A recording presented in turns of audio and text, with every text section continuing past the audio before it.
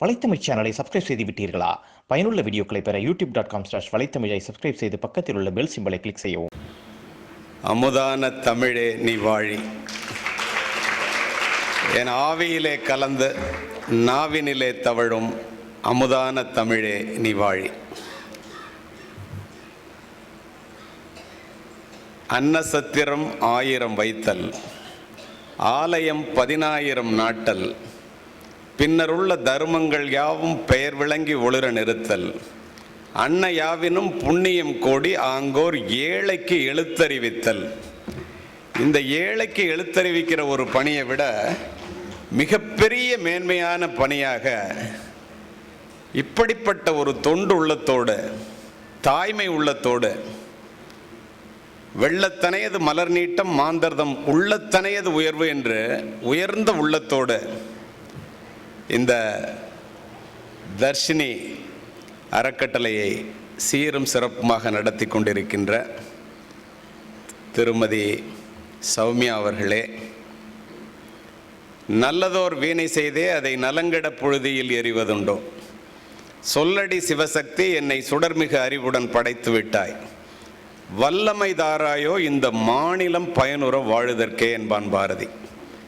அந்த வரிகளுக்கு நாங்கள் தொட்டனைத்தோறும் மணற்கேணி மாந்தர்க்கு கற்றனைத்தோறும் அறிவு என்று கற்று தெளிந்து இந்த மேடையிலே அமர்ந்திருக்கின்ற திருமதி பத்மா நரசிம்மன் அவர்களே, எல்லாவற்றுக்கும் மேலாக நீரளவே ஆகுமாம் நீராம்பல், தான் கற்ற நூல் அளவே ஆகுமாம் நுண்ணறிவு என்று படித்து தெளிந்து,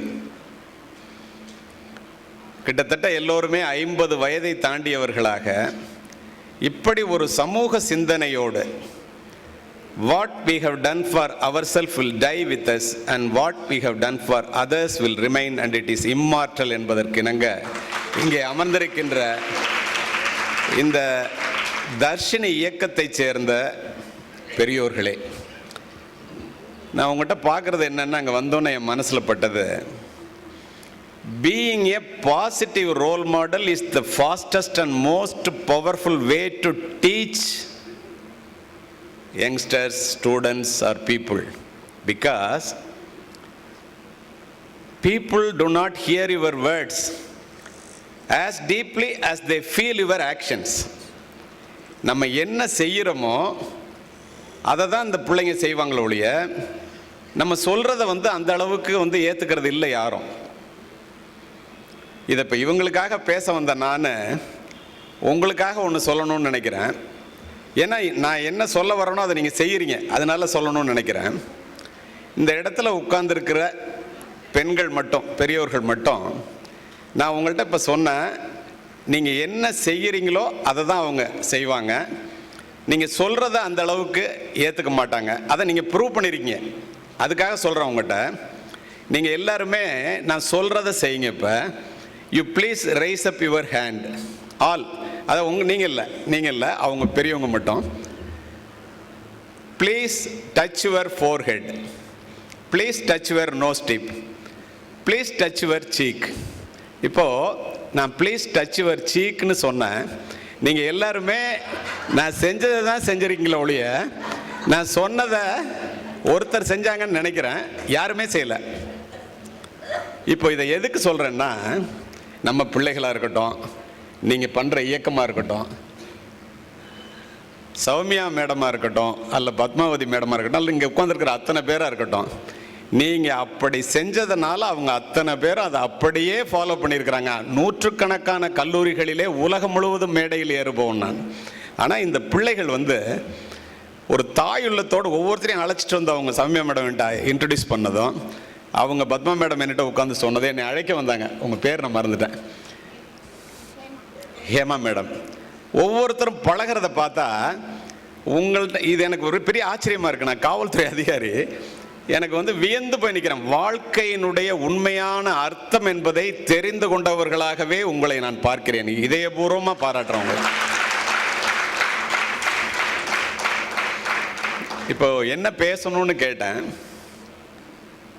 அவங்க சமய மேடத்திட்ட க்ளீனாக ஒரு மெசேஜே போட்டிருந்தாங்க.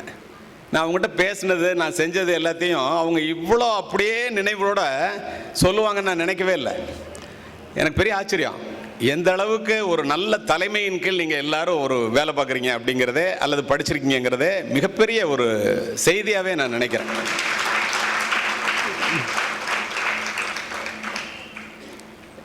என்ன பேசணும்னு கேட்டதுக்கு கல்வியினுடைய முக்கியத்துவம் பற்றியும், நம்பிக்கை, வாழ்க்கையில் எப்படி முன்னேறணும், அதுக்குரிய படிகள் என்ன, அந்த மாதிரி சொன்னால் நல்லா இருக்கும்னு சொன்னாங்க. நான் முதல்ல நினச்சேன், ரொம்ப சின்ன பிள்ளைங்களா இருப்பாங்களோ, நம்ம வந்து இவங்கள்ட்ட எப்படி பேசுறது, அந்த அளவுக்கு அவங்க கிரகிச்சுக்க முடியுமா அப்படிலாம் நான் நினச்சேன்.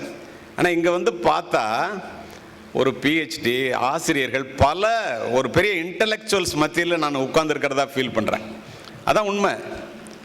ஏன் சொல்கிறேன் தெரியுமா? அந்த இடத்துல ஆரம்பிக்கும் போதே உங்களுக்கு ஒன்று சொல்கிறேன், நீங்களாம் எவ்வளோ பெரிய ஆட்கள்னு. பொறியின்மை யாருக்கும் பழியல்ல, அறிவறிந்த ஆழ்வினை இன்மை பழி. இது சொல்கிறது வள்ளுவன். பொறியின்மைன்னா உங்களுக்கு தெரியும், மெய்வாய் கண்மூக்கு செவிங்கிற பொறியில் ஏதோ ஒன்று செயல்படலைன்னா, ஏதோ ஒன்று இல்லைன்னா அது பழி இல்லையா. அறிவறிந்த ஆழ்வினை ஆற்றலின்மைங்கிறார். உங்களுடைய தகுதி உன்னிட்ட இருக்கிறது என்னன்னு தெரிஞ்சு நீ செயல்படலைன்னா அதுதான்டா பழி. பொறியின்மைங்கிறது பழியே இல்லைன்ட்டான். சொல்றது யார்? வள்ளுவர். அது அத்தனை பேரும் நீங்கள் உணர்ந்த காரணத்தினால் நண்பர்களே, இந்த அளவுக்கு வாழ்க்கையில் நம்பிக்கையோடு வந்து வளர்ந்து இங்கே உட்கார்ந்துருக்கிறீங்க. உள்ளபடியே பார்க்க போனால் நம்பிக்கையினுடைய உதாரணமாக இருக்கிற உங்களிடமிருந்தான் நான் நம்பிக்கை கற்றுக்கணும் மொழிய. நான் உங்கள்கிட்ட என்ன நம்பிக்கையை பற்றி சொல்கிறது அப்படிங்கிறது எனக்கு தெரியல. கல்வி,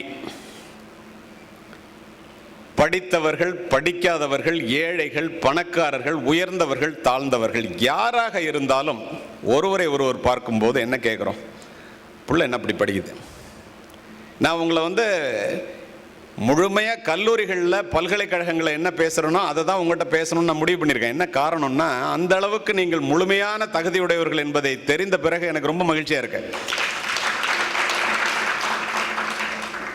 ஒருத்தரை பார்க்கும்போது இந்த பணத்தை தேடியே ஓடிக்கொண்டிருக்கின்ற இந்த உலகத்திலே பணம் எவ்வளோ வச்சுருக்கிறீங்க அப்படின்னு யாருமே கேட்கறதில்ல. ஆனால் பிள்ளை என்ன படிக்குது, என்ன வேலை பார்க்குறாங்க, என்ன குவாலிஃபிகேஷன், எப்படி படிக்கிறாங்க, இதை தான் கேட்குறோம். ஏன் என்ன அந்த பணத்தை விட கல்வி பெருசு அப்படிங்கிறத உணராதவர்கள் மட்டுமே பணத்தை தேடி ஓடுகின்றோம். இந்த இடத்துல உங்கள்கிட்ட ஒன்று சொல்கிறேன். இன்னல் தரும் பொருளை ஈட்டுதலும் துன்பம், பின்னர் அதனை பேணுதலும் துன்பம், அன்னது அழித்தலும் துன்பம், அந்தோ பிறர்பால் இழத்தலும் துன்பமே. இன்னல் தரும் பொருள்னா அளவுக்கு அதிகமான பொருளை தேடி ஓடுகின்றவர்கள் யாராக இருந்தாலும் அவர்களை பற்றி நீங்கள் கவலைப்பட வேண்டிய அவசியம் இல்லை. ஏன்னா அதை சம்பாதிக்கிறதும் கஷ்டம், அதை பாதுகாக்கிறதும் கஷ்டம், அதை அழிக்கிறதும் கஷ்டம், மற்றவன்கிட்ட கொடுத்துட்டு இழக்கிறது அதை விட கஷ்டம்டான்டான். பாடுபட்டு தேடி பணத்தை சேர்த்து வைக்கும் கேடுகட்ட மானிடரை கேளுங்கள், கூடுவிட்டு ஆவிதான் போயின பின் யாரே அனுபவிப்பார் பாவிகள் அந்த பணம். இதை ஏன் இந்த இடத்துல சொல்கிறேன்னா, பரவாயில்ல, அர்த்தம் புரிஞ்சுக்கிட்டீங்க. சௌமியா மேடம் மாதிரி, அவங்க வந்து பத்மா மேடம் மாதிரி, இங்கே உட்காந்துருக்கிற எல்லா மேடம்ஸ் அவ்வளோ பேர் மாதிரியும் இதை புரிஞ்சுக்கிட்ட காரணத்தினால தான் அவங்கெல்லாம் இந்த மாதிரியான ஒரு புனிதமான பணியில் அவங்க சொல்கிறாங்க. இவங்களை பார்த்துட்டு தான் சார் என் பிள்ளைங்களே போய் பார்ப்பேன், என் பிள்ளைங்க வந்து இன்னைக்கு வந்து தர்ஷினி லீவான்னு கேட்பாங்கங்கிறாங்க. அப்படின்னா எந்த அளவுக்கு ஒரு டெடிகேஷன் இருந்தால் மன நிறைவுக்காக இதை செய்யும்போது அதுக்கு விலையே கிடையாது. ஒவ்வொருத்தரும் இங்கே வரும்போது இவங்களால தான் நான் இந்த நிலையில் இருக்கேன்னு சொல்கிறீங்களே, அதை விட வேறு என்ன நமக்கு இந்த உலகத்தில் கிடைக்க முடியும்? நீங்கள் நினச்சி பாருங்களேன். உண்பது நாழி உடுப்பது 4 முழம் 80 கோடி நினைத்து எண்ணுவ, கண் புதைந்த மாந்தர் குடி வாழ்க்கை மண்ணின் களம்போல சாந்துணையும் சஞ்சலமே தான். எவ்வளோ பணம் வச்சிருந்தாலும் ஒருத்தனால ஒரு கவலை சோறு தான் சாப்பிட முடியும், ஒரு ட்ரெஸ் தான் போட்டுக்க முடியும். உண்பது நாழி உடுப்பது 4 முழம் 80 கோடி, அது இல்லையே இது இல்லையேன்னு கவலைப்பட்டு இருக்கிறத நினைச்சு மகிழ்ச்சி அடையாம இல்லாததை நினைச்சு கவலைப்பட்டே செத்து போறான் நம்ம மனிதன். எப்படி சொல்லியிருக்கான் பாருங்க. அதே போல வருந்தி அழைத்தாலும் வாராத வாரா, பொருந்துவன போமி நின்றால் போகா, இருந்தேங்கி நெஞ்சம் புண்ணாகி நெடுந்தூரம் தாம் நினைத்து துஞ்சுவதே மாந்தர் தொழில்ட்டான். நீங்க நினைச்சு பாருங்களேன், இவ்வளோ அருமையாக புரிஞ்சுக்கிறீங்களே, எனக்கு அதுவே ரொம்ப சந்தோஷம், ரொம்ப சந்தோஷம். இப்போ கண்ணதாசன் அர்த்தமுள்ள இந்து மதத்தில் எழுதுவார், 6 ரூபாய் சம்பளத்துக்கு நான் வேலையில் இருந்தேன், 100 சம்பளம் கிடைச்சா, இது காரணத்தோடு இந்த பணத்தை பற்றி பதிவு பண்ணிட்டு வர்றேன், பின்னாடி கல்விக்கு வர்றேன். 100 சம்பளம் கிடைச்சா நான் பெரிய ஆள்னு நினச்சேன். கவிதை எழுத ஆரம்பித்தோன்னே 1000 ரூபாய் கொடுத்தான், நம்ம லட்சாதிபதி ஆயிடலாம் அப்படின்னு நினச்சேன். ஒரு கவிதைக்கு 1 லட்சம் ரூபா கொடுத்தான், கோடீஸ்வரன் ஆகணும், ஆகிட்டா நமக்கு வாழ்க்கையில் கவலையே இல்லை அப்படின்னு நான் நினச்சேன். ஆனால் இந்த மனம் நான் கோடிகள் குவிந்த பின்னும் அமைதி அடைகிறதா என்றால் இல்லை, நோட்டடிக்கிற உரிமையையே கேட்கிறது.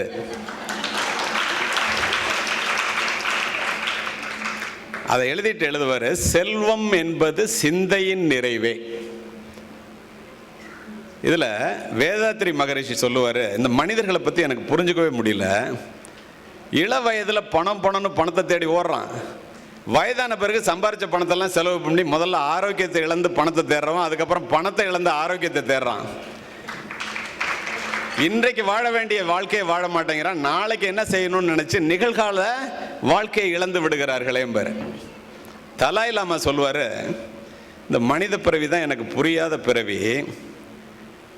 ஏன் அப்படின்னா, அந்த பணத்தை மட்டுமே தேடுறதுக்காக அவன் இழக்கிறது நிறையா, வாழ்க்கையை இழந்துடுறான். தனக்கு இறப்பே இல்லை என்று இருமாப்போடு இருந்து கடைசி வரைக்கும் வாழாமலே இறந்து போகிறான். வாழ்க்கைன்னா இப்போ அவங்க சொன்னாங்க இல்லையா, மனிதநேயம். இந்த மனிதநேயத்தோடு ஒருவர் வாழ வேண்டும், ஒருவரோடு ஒருவர் வாழ வேண்டும் என்பதற்காகத்தான் இந்த பிறவியே நமக்கு கொடுக்கப்பட்ட. இந்த பிறவியினுடைய அடிப்படை தத்துவமே மற்றவர்களுக்கு உதவி செய்தல் தான். இது இப்படி இருக்கும்போது ராபின் சர்மா ரொம்ப அழகாக சொல்லுவார், வளமான வாழ்க்கைக்கும் வசதியான பேங்க் பேலன்ஸுக்கும் சம்பந்தமே இல்லை. ஊருக்கு நடுவில் பெரிய வீட்டை கட்டுறதுக்கும் வீட்டுக்குள்ள நல்ல குடும்பம் பண்ணுறதுக்கும் சம்பந்தமே இல்லையா. இதை ஏன் சொல்கிறேன்னா, நீங்கள் பாருங்களேன், பிபி ஏறின உடம்போட அப்போலோ ஹாஸ்பிட்டலுக்கு ட்ரீட்மெண்ட்டுக்கு போகிறத விட ஒரு ஆட்டோலையோ கார்லேயோ பஸ்ஸுலையோ இந்த தர்ஷினி அமைப்பில் வேலை செய்கிறதுக்கோ அல்ல கேட்கறதுக்கோ அல்ல இந்த நிகழ்ச்சிக்கோ வர்றது சிறந்ததா இல்லையா? யோசிச்சு பாருங்க. இந்த நிறைவு உங்களுக்கு எதில் கிடைக்கும்? வேற எதில் இந்த நிறைவு கிடைக்கும்? நினச்சி பாருங்க. ஸோ வாழ்க்கைக்கு என்ன தேவை அப்படின்னா, திடமான உடம்பு, தெளிவான மனது, கூர்மையான அறிவு, அன்பான மனைவி, அமைதியான குடும்பம், அறிவுள்ள பிள்ளைகள். இதுதான் வாழ்க்கையினுடைய தத்துவமே தான். துன்பமற்ற பகலும் இன்பமான இரவுமே வாழ்க்கையினுடைய தத்துவங்கிறத மிகப்பெரிய கன்ஃபியூசியஸ் சொல்றார். இதை ஏன் சொன்னா, இந்த பணம் இல்லையே, நம்ம ஏழ்மையாக இருக்கிறோமே, வறுமை சிறுமை அல்ல. வறுமையை நினைத்து பயந்து விடாதே, ஒரு திறமை இருக்கு மறந்து விடாதேங்கிறத மனசுல எல்லாரும் பதிய வச்சுங்க. இந்த இடத்துல இப்போ கல்வியை பற்றி சொல்ல வந்தா, இந்த மாதிரி அமைப்புகளை நான் பார்க்கும்போது எனக்கு என்ன தோணும்னா, மேதகு மனிதர் அப்துல் கலாம் அவர்களும் நானும் மாவட்ட ஆட்சித்தலைவரும் ஒரு மிகப்பெரிய புத்தக திருவிழாவை திறந்து வைத்து குத்துவிளக்கை ஏற்றி வைத்து விட்டு அமர்ந்தோம். கேள்வி நேரத்தின் போது ஒரு பெண் எழுந்து கேட்டால், இந்தியாவினுடைய மிகப்பெரிய பெருமை என்னன்னு அப்துல் கலாம் சார்ட்ட கேட்டார். அடுத்த நொடி அவர் பதில் சொன்னார், இப்போது நான் ஏற்றி வைத்தேனே குத்து விளக்கு, அது இந்துக்களினுடைய அடையாளம். அதை ஏற்றி வைக்க உபயோகித்தேனே மெழுகுவர்த்தி, அது கிறிஸ்தவர்களினுடைய அடையாளம். ஏற்றி வைத்த நானோ ஒரு இஸ்லாமியன். இந்த வேற்றுமையில் ஒற்றுமைதான்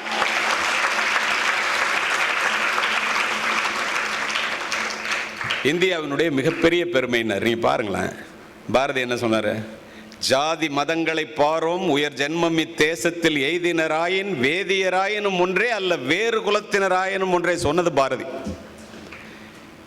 சங்க இலக்கியத்தில் ஜாதி இரண்டொழிய வேறில்லை சாற்றுங்கால் நீதி வழுவா நெறிமுறையில் மேதினியில் இட்டார் பெரியார் இடாதார் இளைகுலத்தோர்ண்டான். யாரெல்லாம் தன்னிட்ட இருக்கிறத மற்றவங்களுக்கு கொடுக்குறாங்களோ அவங்கெல்லாம் பெரிய ஆட்களா, யாரெல்லாம் வச்சுக்கிட்டு கொடுக்கலையோ அவங்களாம் சரியா ஆள். இப்போ இவங்க எல்லாருமே தன்னிடம் இருப்பதை உங்களுக்கு கொடுக்க வேண்டும் என்ற ஒற்றை நோக்கத்தோடு எந்த விதமான ஜாதி மத பேதமின்றி, இப்போ இந்த இடத்த நான் எப்படி பார்க்குறேன்னா, இந்த தர்ஷினி அமைப்பை நான் எப்படி பார்க்குறேன்னா, நீங்கள் வந்தப்போ ஒவ்வொருத்தட்டையும் அவங்க தோளில் கை போட்டுட்டு எல்லாரும் உங்கள்கிட்ட பழகிறது பேசுறது எல்லாத்தையும் பார்த்தா ஆலயங்களை விட சிறந்ததாக நான் இதை உணர்கிறேன். நான் இப்படி சொல்லுவதற்கு காரணம் உண்டு. நான் எதையும் மிகைப்படுத்தி பேச மாட்டேன். நான் சொல்லுவதற்கு காரணத்தை சொல்லுகின்றேன், கேளுங்கள். நீ கோவிலுக்கு செல்ல வேண்டும் என்றால் ஒரு இந்துவாக இருக்க வேண்டும். நீ மசூதிக்கு செல்ல வேண்டும் என்றால் ஒரு இஸ்லாமியனாக இருக்க வேண்டும். நீ தேவாலயத்திற்கு செல்ல வேண்டும் என்றால் ஒரு கிறிஸ்துவனாக இருக்க வேண்டும். தர்ஷினி அமைப்புக்கு நீ வர வேண்டும் என்றால் மனிதனாக இருந்தால் மட்டுமே போதும். இதை விட வேற என்ன எனக்கு சொல்றதுன்னு தெரியல. அந்த அளவுக்கு நான் இதை உள்வாங்கி இருக்கின்றேன் இந்த கொஞ்ச நேரத்திலே. நல்லது. படிப்புன்னு யாரை பார்த்தாலும் படிக்க சொல்றாங்களே, ரொம்ப கஷ்டமான விஷயமாலாம் இருக்கு. மூத்தோர் சொல்லும் முதுநெல்லி கனியும் முன்னே கசக்கும் பின்னே இனிக்கும். நெல்லிக்காய் எடுத்து முதல்ல கடிச்சா கசக்கும், தோற்கும், அப்புறம் தண்ணியை குடிச்சா இனிக்கும். அதை எப்படி சொல்லியிருக்கான் தெரியுமா தமிழ் இலக்கியத்தில்? அவையஞ்சி மெய்விதிர். ஒவ்வொன்றுக்கும் நம்ம சங்க இலக்கிய பாடலை உங்களுக்கு சொல்றது நீங்க புரிஞ்சுக்கிறீங்க. அதனால இதை சொல்றேன் நான். தொடங்குங்கால் துன்பமாய் இன்பம் பயக்கும் மடம் கொன்று அறிவகற்றும் கல்வி. நல்ல கேளுங்க. தொடங்குங்கால் துன்பமாய் இன்பம் பயக்கும் மடம் கொன்று அறிவு அகற்றும் கல்வி நெடுங்காமம் முற்பயக்கும் சின்னீர் இன்பத்தின் முற்றிலாய் பிற்பயக்கும் பீழை பெரிது. என்ன அர்த்தம்னா, இந்த கல்வி படிக்க ஆரம்பிக்கும் போது ரொம்ப கஷ்டமா இருக்குமா. படிச்சு முடிச்ச பிறகு அளவற்ற மகிழ்ச்சியை கொடுக்குமா. சிற்றின்ப செயல்களோ ஆரம்பத்தில் கொஞ்ச நாளைக்கு இன்பத்தை கொடுக்குமா, கொஞ்சம் ஒரு மணி நேரம். வாழ்க்கை பூரா துன்பத்தை கொடுக்குமா. நம்ம வாழ்க்கை பூரா இன்பமா இருக்கணுமா அல்லது வாழ்க்கை பூரா துன்பப்படணுமா? அப்போ நமக்கு அடிப்படை தேவை என்ன? கல்வி. எல்லா நலமும் ஈந்திடும் கல்வி இல்லா வீடு இருண்ட வீடுங்க. படிப்பிலார் நிறைந்த குடித்தனம் நரம்பில் துடிப்பிலார் நிறைந்த சுடுகாடுங்க. அறிவே கல்வியாம் அறிவிலா குடும்பம் நெறி காணாமல் நின்றபடி விழும். பாரதிதாசன். பணம் இருக்கிறவனோட புள்ள படிக்காம இருந்துச்சுன்னா அடுத்த தலைமுறையில் அந்த குடும்பம் இருக்கிற இடம் தெரியாதான். ஏழையா இருக்கிற குடும்பத்தில் பிள்ளைங்க படிச்சுச்சுன்னா ஆலமரத்தை போல விழுது விட்டு வளருமா. அதனால தான் சொன்னார் பாரதி, எண்ணரும் தமிழ்நாட்டின் கண் எல்லோரும் கல்வி கற்று பன்னரும் கலைஞானத்தால் பராக்கிரமத்தால் உன்னத இமயமலை போல் ஓங்கிடும் கீர்த்தி பெற்று இன்புற்றார் என மற்றோர் இயம்பிட கேட்டிடல் என்னாலோ. இப்போ உங்களை அத்தனை பேரையும் படிக்க வைக்கிற வேலையை தானே அவங்க செய்கிறாங்க. ஏன்? மாணவர்களே, ஆசிரியர்களே, பெரியவர்களே, கல்வி ஒன்றுதான் பிறப்பு முதல் இறப்பு வரை ஒரு மனிதனுக்கு உதவக்கூடியது. கல்வி ஒன்றுதான் படிக்கின்ற மனிதனை மட்டுமின்றி அவன் பிறந்த வீட்டையும் இந்த நாட்டையும் உயர்த்தக்கூடியது. கல்வி ஒன்றுதான், கல்வி மட்டும்தான் நம்பிக்கை நிறைந்த பயணத்தை இந்த உலகத்திலே நீங்கள் முன்னெடுத்து செல்வதற்கு அடிப்படை ஆதாரம். எவ்வளவு பெரிய கோடீஸ்வரனுக்கு பிள்ளையாக பிறந்தாலும் கல்வியை பெற்றோர்களிடமிருந்து பணத்தை, வீட்டை, நிலத்தை பெறுவதைப் போல சொத்தாக கல்வியின் மூலம் பெறுகின்ற அறிவை எந்த கொம்பனாலும் பெற முடியாது. அதை நீ படித்துத்தான் பெற முடியும். அதுதான் கல்வியினுடைய மிகப்பெரிய சிறப்பே. நீ பணக்காரனிடம் பழகினால் பணக்காரனாக முடியாது. அறிவாளிகளிடம், தர்ஷினி அமைப்பை நடத்துகின்ற பெரியோர்களிடம் நீ பழகினால் நீ அறிவாளியாகிவிட முடியும். அறிவாளியாகி நிரூபித்திருக்கிறீர்கள். இதுதான் இந்த கல்வியினுடைய மிகப்பெரிய சிறப்பு.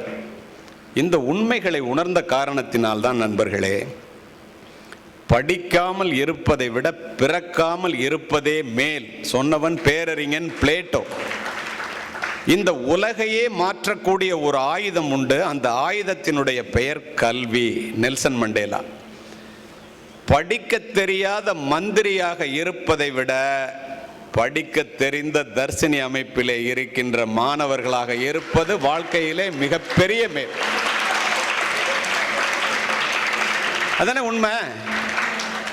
எத்தனையோ மந்திரிகள் இப்படி கையை வச்சுட்டு இதுக்கு இடையில தான் சார் கையெழுத்து போடணும் அப்படின்னு நான் சொல்லி கையெழுத்து போட்ட மந்திரிகள் உண்டு. கண்ணில் தண்ணி கொட்டும் படிக்கலேன்னு. நான் இதை சொல்லுவதற்கு கொஞ்சம் கூட கூச்சப்படவில்லை. ஏன்னா சர்வீஸில் இருந்தால் கொஞ்சம் சொல்கிறதுக்கு யோசிப்பேன். இப்போ ரிட்டையர்ட் ஆகிட்டேன் இல்லையா, அதனால சொல்லலாம். உண்மை என்னன்னு நீங்கள் தெரிஞ்சுக்கணும்ல. அதோடு மட்டுமல்ல, முதுமையை முன்னிட்டு முன்னதாக செய்து வைத்துக் கொள்ளுகின்ற பாதுகாப்பு பணிகளிலேயே மிக உயர்ந்தது கல்வி.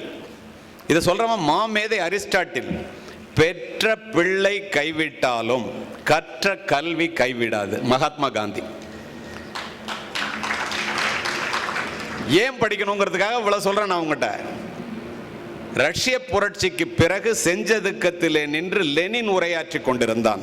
மாணவர்களே, தன்னுடைய உரையின் போது எல்லா தரப்பை சேர்ந்த லட்சக்கணக்கான மக்கள் கூடியிருக்கின்ற இடத்திலே அவன் சொன்னான், மேதகு மனிதர் அப்துல் கலாம் அவர்கள் சொன்னதைப் போல இந்தியாவை 2020 வல்லரசாக மாற்றி காட்டுவேன் என்று கனவு கண்டு நம்மிடம் பேசி பேசி இறந்தே போனார். அவர் சொன்னதைப் போல அன்று லெனின் சொன்னான், அமெரிக்காவை விட மிகப்பெரிய வல்லரசாக இந்த ரஷ்யாவை மாற்றி காட்ட என்னால் முடியும். அதற்கு உங்களுக்கு 3 கடமைகள் இங்கு கூடியிருக்கின்ற லட்சக்கணக்கான மக்களுக்கு இருக்கு. அதை மட்டும் நீ செஞ்சனா ரஷ்யா உலகத்தில் பெரிய வல்லரசுன்னு. ஒரு மாணவன் எழுந்து கேட்டான், முதல் கடமை எங்களுக்கு என்ன? படியுங்கள். ஒரு மாணவி எழுந்து 2வது கடமை எங்களுக்கு என்ன? படியுங்கள். ஒரு முதியவர் எழுந்து 3வது கடமை முதியவர்களுக்கு என்ன என்று கேட்டான். படியுங்கள் என்றே சொன்னான். ஏன் 3 பேருக்கும் படியுங்கள் படியுங்கள் படியுங்கள் என்றே லெனின் என்று சொன்னான் தெரியுமா? யாரெல்லாம் இன்று புத்தகங்களை நோக்கி தலை குனிகிறார்களோ அவர்கள் அத்துணை பேரும் நாளை இந்த உலகிற்கு முன் தலை நிமிரலாம் என்ற ஒற்றை காரணம். நீங்கள் இப்போ அத்தனை பேரும் பணியில் இருக்கிறவங்களுக்கு சொல்றேன், தலை நிமிர்ந்து நிற்பதற்கு ஒற்றை காரணம், நீங்க அடிப்படை காரணம் என்னன்னு பாருங்க, கல்வி மட்டுமே தான் இருக்கும். இதுல இருவேற்கிறதுக்கு இடமே இல்லை. சரி, படிக்கலைன்னா என்ன ஆகும்? கொஞ்சம் படிக்கணும்னு ஆசைப்படுறாங்க, படிச்சுட்டு இருக்கும் போதே ஒரு தொய்வு வந்துடுது அப்படின்னு பேசும்போது சௌமியா மேடம் சொன்னாங்க. படிக்கலைன்னா என்ன ஆகுங்கிறத நீங்கள் தெரிஞ்சுக்கிட்டீங்கன்னா, அந்த படிப்பை எப்படி படிக்கணும் அப்படின்னு தெரிஞ்சுக்கிட்டீங்கன்னா, நிச்சயமாக உங்களுக்கு வாழ்க்கை முழுவதும் மற்றவர்களை விட நீங்கள் இன்பத்தை அடைய முடியும். எப்படின்னா,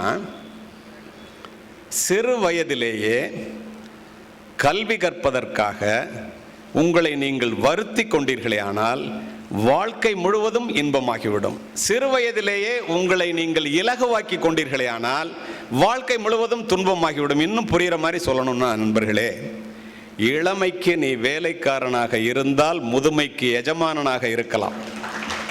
இளமையிலேயே நீ எஜமானனாக இருக்க வேண்டும் என்றால் முதுமையிலே வேலைக்காரனாகத்தான் இருக்க முடியும்.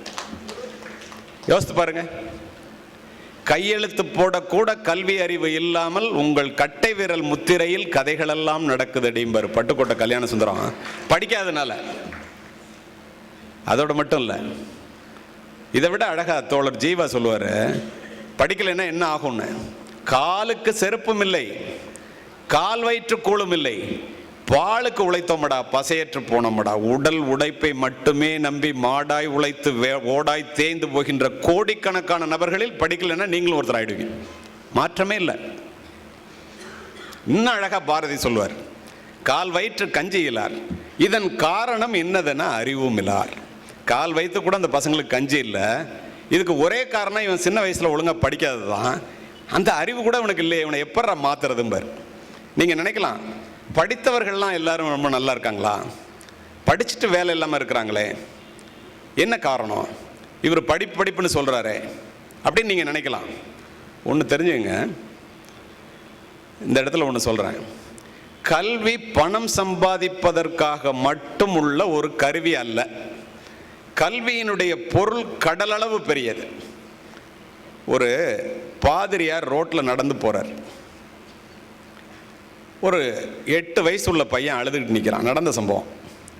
ஏன்டா அழுகுறேன்னு கேட்குறாரு. அம்மா அப்பா இல்லை, நான் அனாதை. என்ன வேணுங்கிற? ரொம்ப பசிக்குதுங்கிறான். என்னோட வா சர்ச்சுக்கு, 3 வேளை மணி அடி. 3 வேளை மணி அடிச்சேன்னா உனக்கு 3 வேளை சாப்பாடு. அழைச்சிட்டு போகிறாரு. அந்த சர்ச்சில் 5 வருஷம் வேலை பார்க்குறான். 3 வேளை மணி அடிக்கிறான், 3 வேளை சாப்பாடு, நல்லா இருக்கான். அந்த பாதிரியார் இறந்து போகிறார். புதுசாக ஒரு பாதிரியார் வர்றார். இது படித்தவர்கள்லாம் கூடுற இடம், இந்த சர்ச்சில் படிக்காதவன் யாருக்கும் வேலை கிடையாதுன்ட்டார். இவன் போய் நின்னான். நீ படிக்கலையான்னாரு. ஆமாம். அப்போ ஒன்றும் உனக்கு வேலை இல்லைன்ட்டார். மணி அடிக்கிறதுக்கு எதுக்குங்க படிக்கணும்னு கேட்டான். இல்லை அப்படி தான் அது, நீ படிக்கல, உனக்கு வேலை இல்லைன்ட்டார். அழுதுகிட்டே வெளியில் வந்துட்டான். 14 வயசு ஆயிடுச்சு. எல்லாரும் சர்ச்சை விட்டு ஒரு 2 கிலோமீட்டர் நடந்து போய் ஒரு கடையில் இருக்கிற பன்னு டீ எல்லாம் வாங்கி சாப்பிட்றாங்க.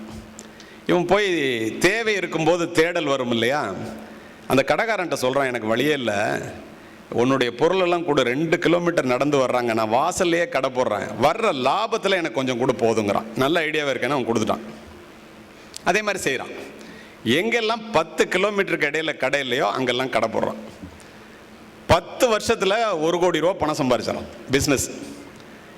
நண்பன் சொல்கிறான், இந்த 1 கோடி ரூபா பணத்தை நீ கையில் வச்சுருக்காத, நீ கொண்டு போய் பேங்க்கில் போடுங்கிறான். பேங்க் எடுத்துகிட்டு போகிறான். பேங்க் மேனேஜர் பார்த்துட்டு ஒரு அப்ளிகேஷனை கொடுத்து ஃபில்லப் பண்ணி கொடுக்க சொல்கிறார்.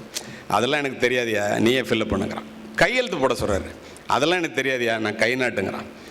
பேங்க் மேனேஜர் அவனை பார்த்துட்டு சொல்கிறாரு, ஏண்டா கை நாட்டாக இருக்கிற நீனே 1 கோடி ரூபா சம்பாதிச்சிருக்கே, நீ மட்டும் படிச்சிருந்தேன்னா அப்படின்னு கேட்குறாரு. நான் படிச்சிருந்தேன்னா மாதா கோயிலில் தான் ஏன் மணி அடிச்சுட்டு இருந்திருப்பேங்கிறான். இதை நான் கல்வியை பற்றி சொல்கிற இடத்துல இதை சொல்கிறது உங்களுக்கு ஆச்சரியமாக இருக்கும். இதை ஏன் சொன்னேன்னா, இது நாம் சிந்திக்க வேண்டிய ஒரு வார்த்தை. கல்வியினுடைய பயன் என்ன என்று முழுமையாக அவனுக்கு தெரியாத, படிக்காத காரணத்தினால் பணம் சம்பாதிக்கிறதுக்கு மட்டும்தான், சோத்துக்கு மட்டும்தான் கல்வின்னு அவன் நினச்சிட்டான். கல்வியினுடைய பயன் கடலளவு பெரியது. இன்றைக்கு பணம் சம்பாதிக்கிறவன்லாம் வந்து படிச்சுட்டா பணம் சம்பாதிக்கிறான், பணம் சம்பாதிக்கிறவன் வந்து படிக்காமலும் சம்பாதிக்கிறான். ஆனால் அதில் என்ன நீங்கள் தெரிஞ்சுக்கணும்னா, அப்படின்னா இந்த கல்வியை பற்றி இவ்வளவு நம்ம சொல்கிறோமே ஏன்? இந்த இடத்துல பாருங்கள், ஓதாமல் ஒரு நாளும் இருக்க வேண்டாம், உலக நீதி.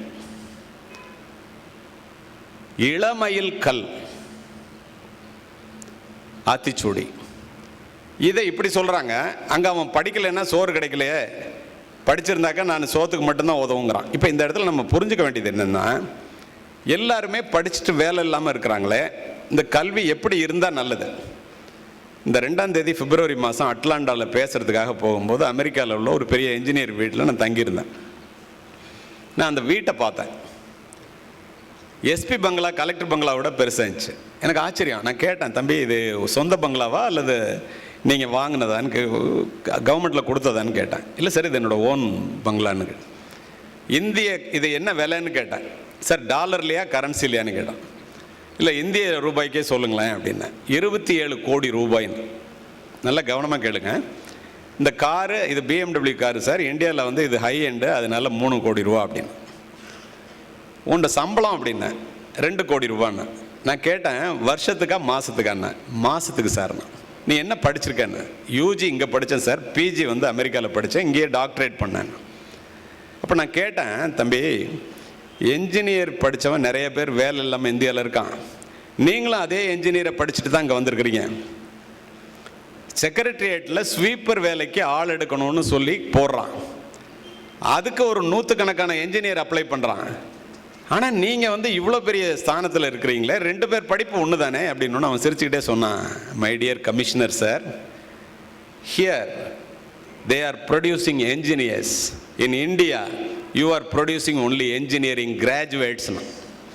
புரிகிற மாதிரி சொல்லுப்பான்னு சொன்னால், இங்கே ஒருத்தன் படிச்சுட்டு வெளியில் வந்தான்னா 5 வருஷத்தில் PhD முடிச்சுட்டு வெளியில் வரும்போதே உலகத்தில் மிகப்பெரிய கட்டடத்தை எப்படி கட்டலாம், கரண்ட்டு தண்ணியில் வெயில் இல்லாமல் எப்படி மின்சாரத்தை தயாரிக்கலாம், மிகப்பெரிய தாக்கத்தோடு வெளியில் பெரிய நினைவுகளோடு கனவுகளோடு வெளியில் வந்து சாதிப்பான் சார்.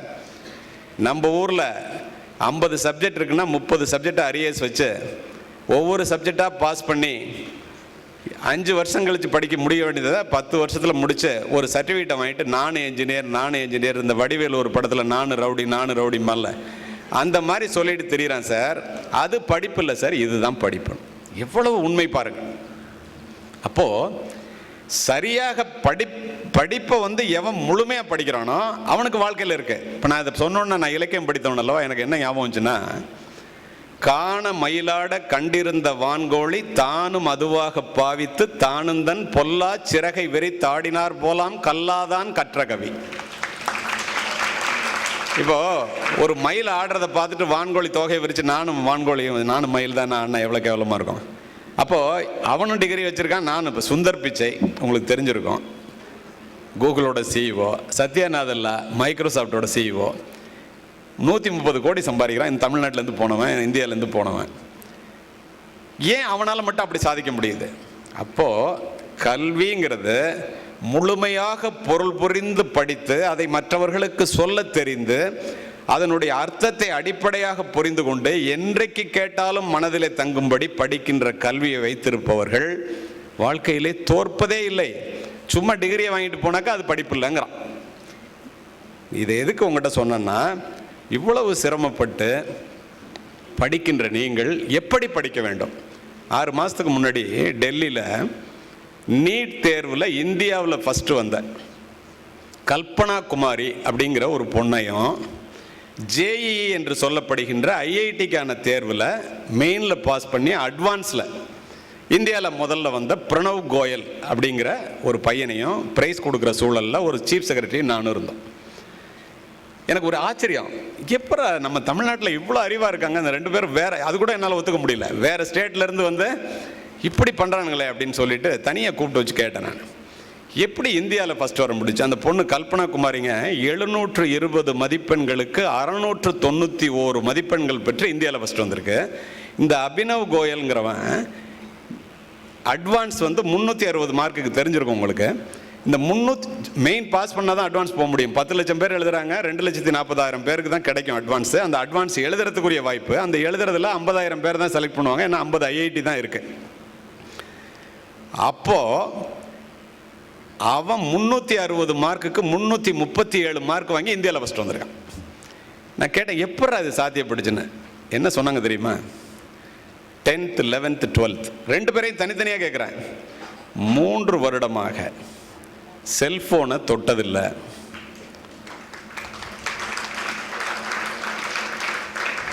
டிவி பார்த்ததில்லை, எதையுமே நியூஸ்லாம் கேட்கறதில்ல சார். அது எதுக்கு சார்? அது ஒரு சேனலில் வந்து சொன்னதே மாற்றி மாற்றி சொல்லுவான், திரும்ப திரும்ப அதையே கேட்டுட்டு இருக்கிறதுக்கு நமக்கு என்ன பைத்தியமா? கேட்டதில்லை.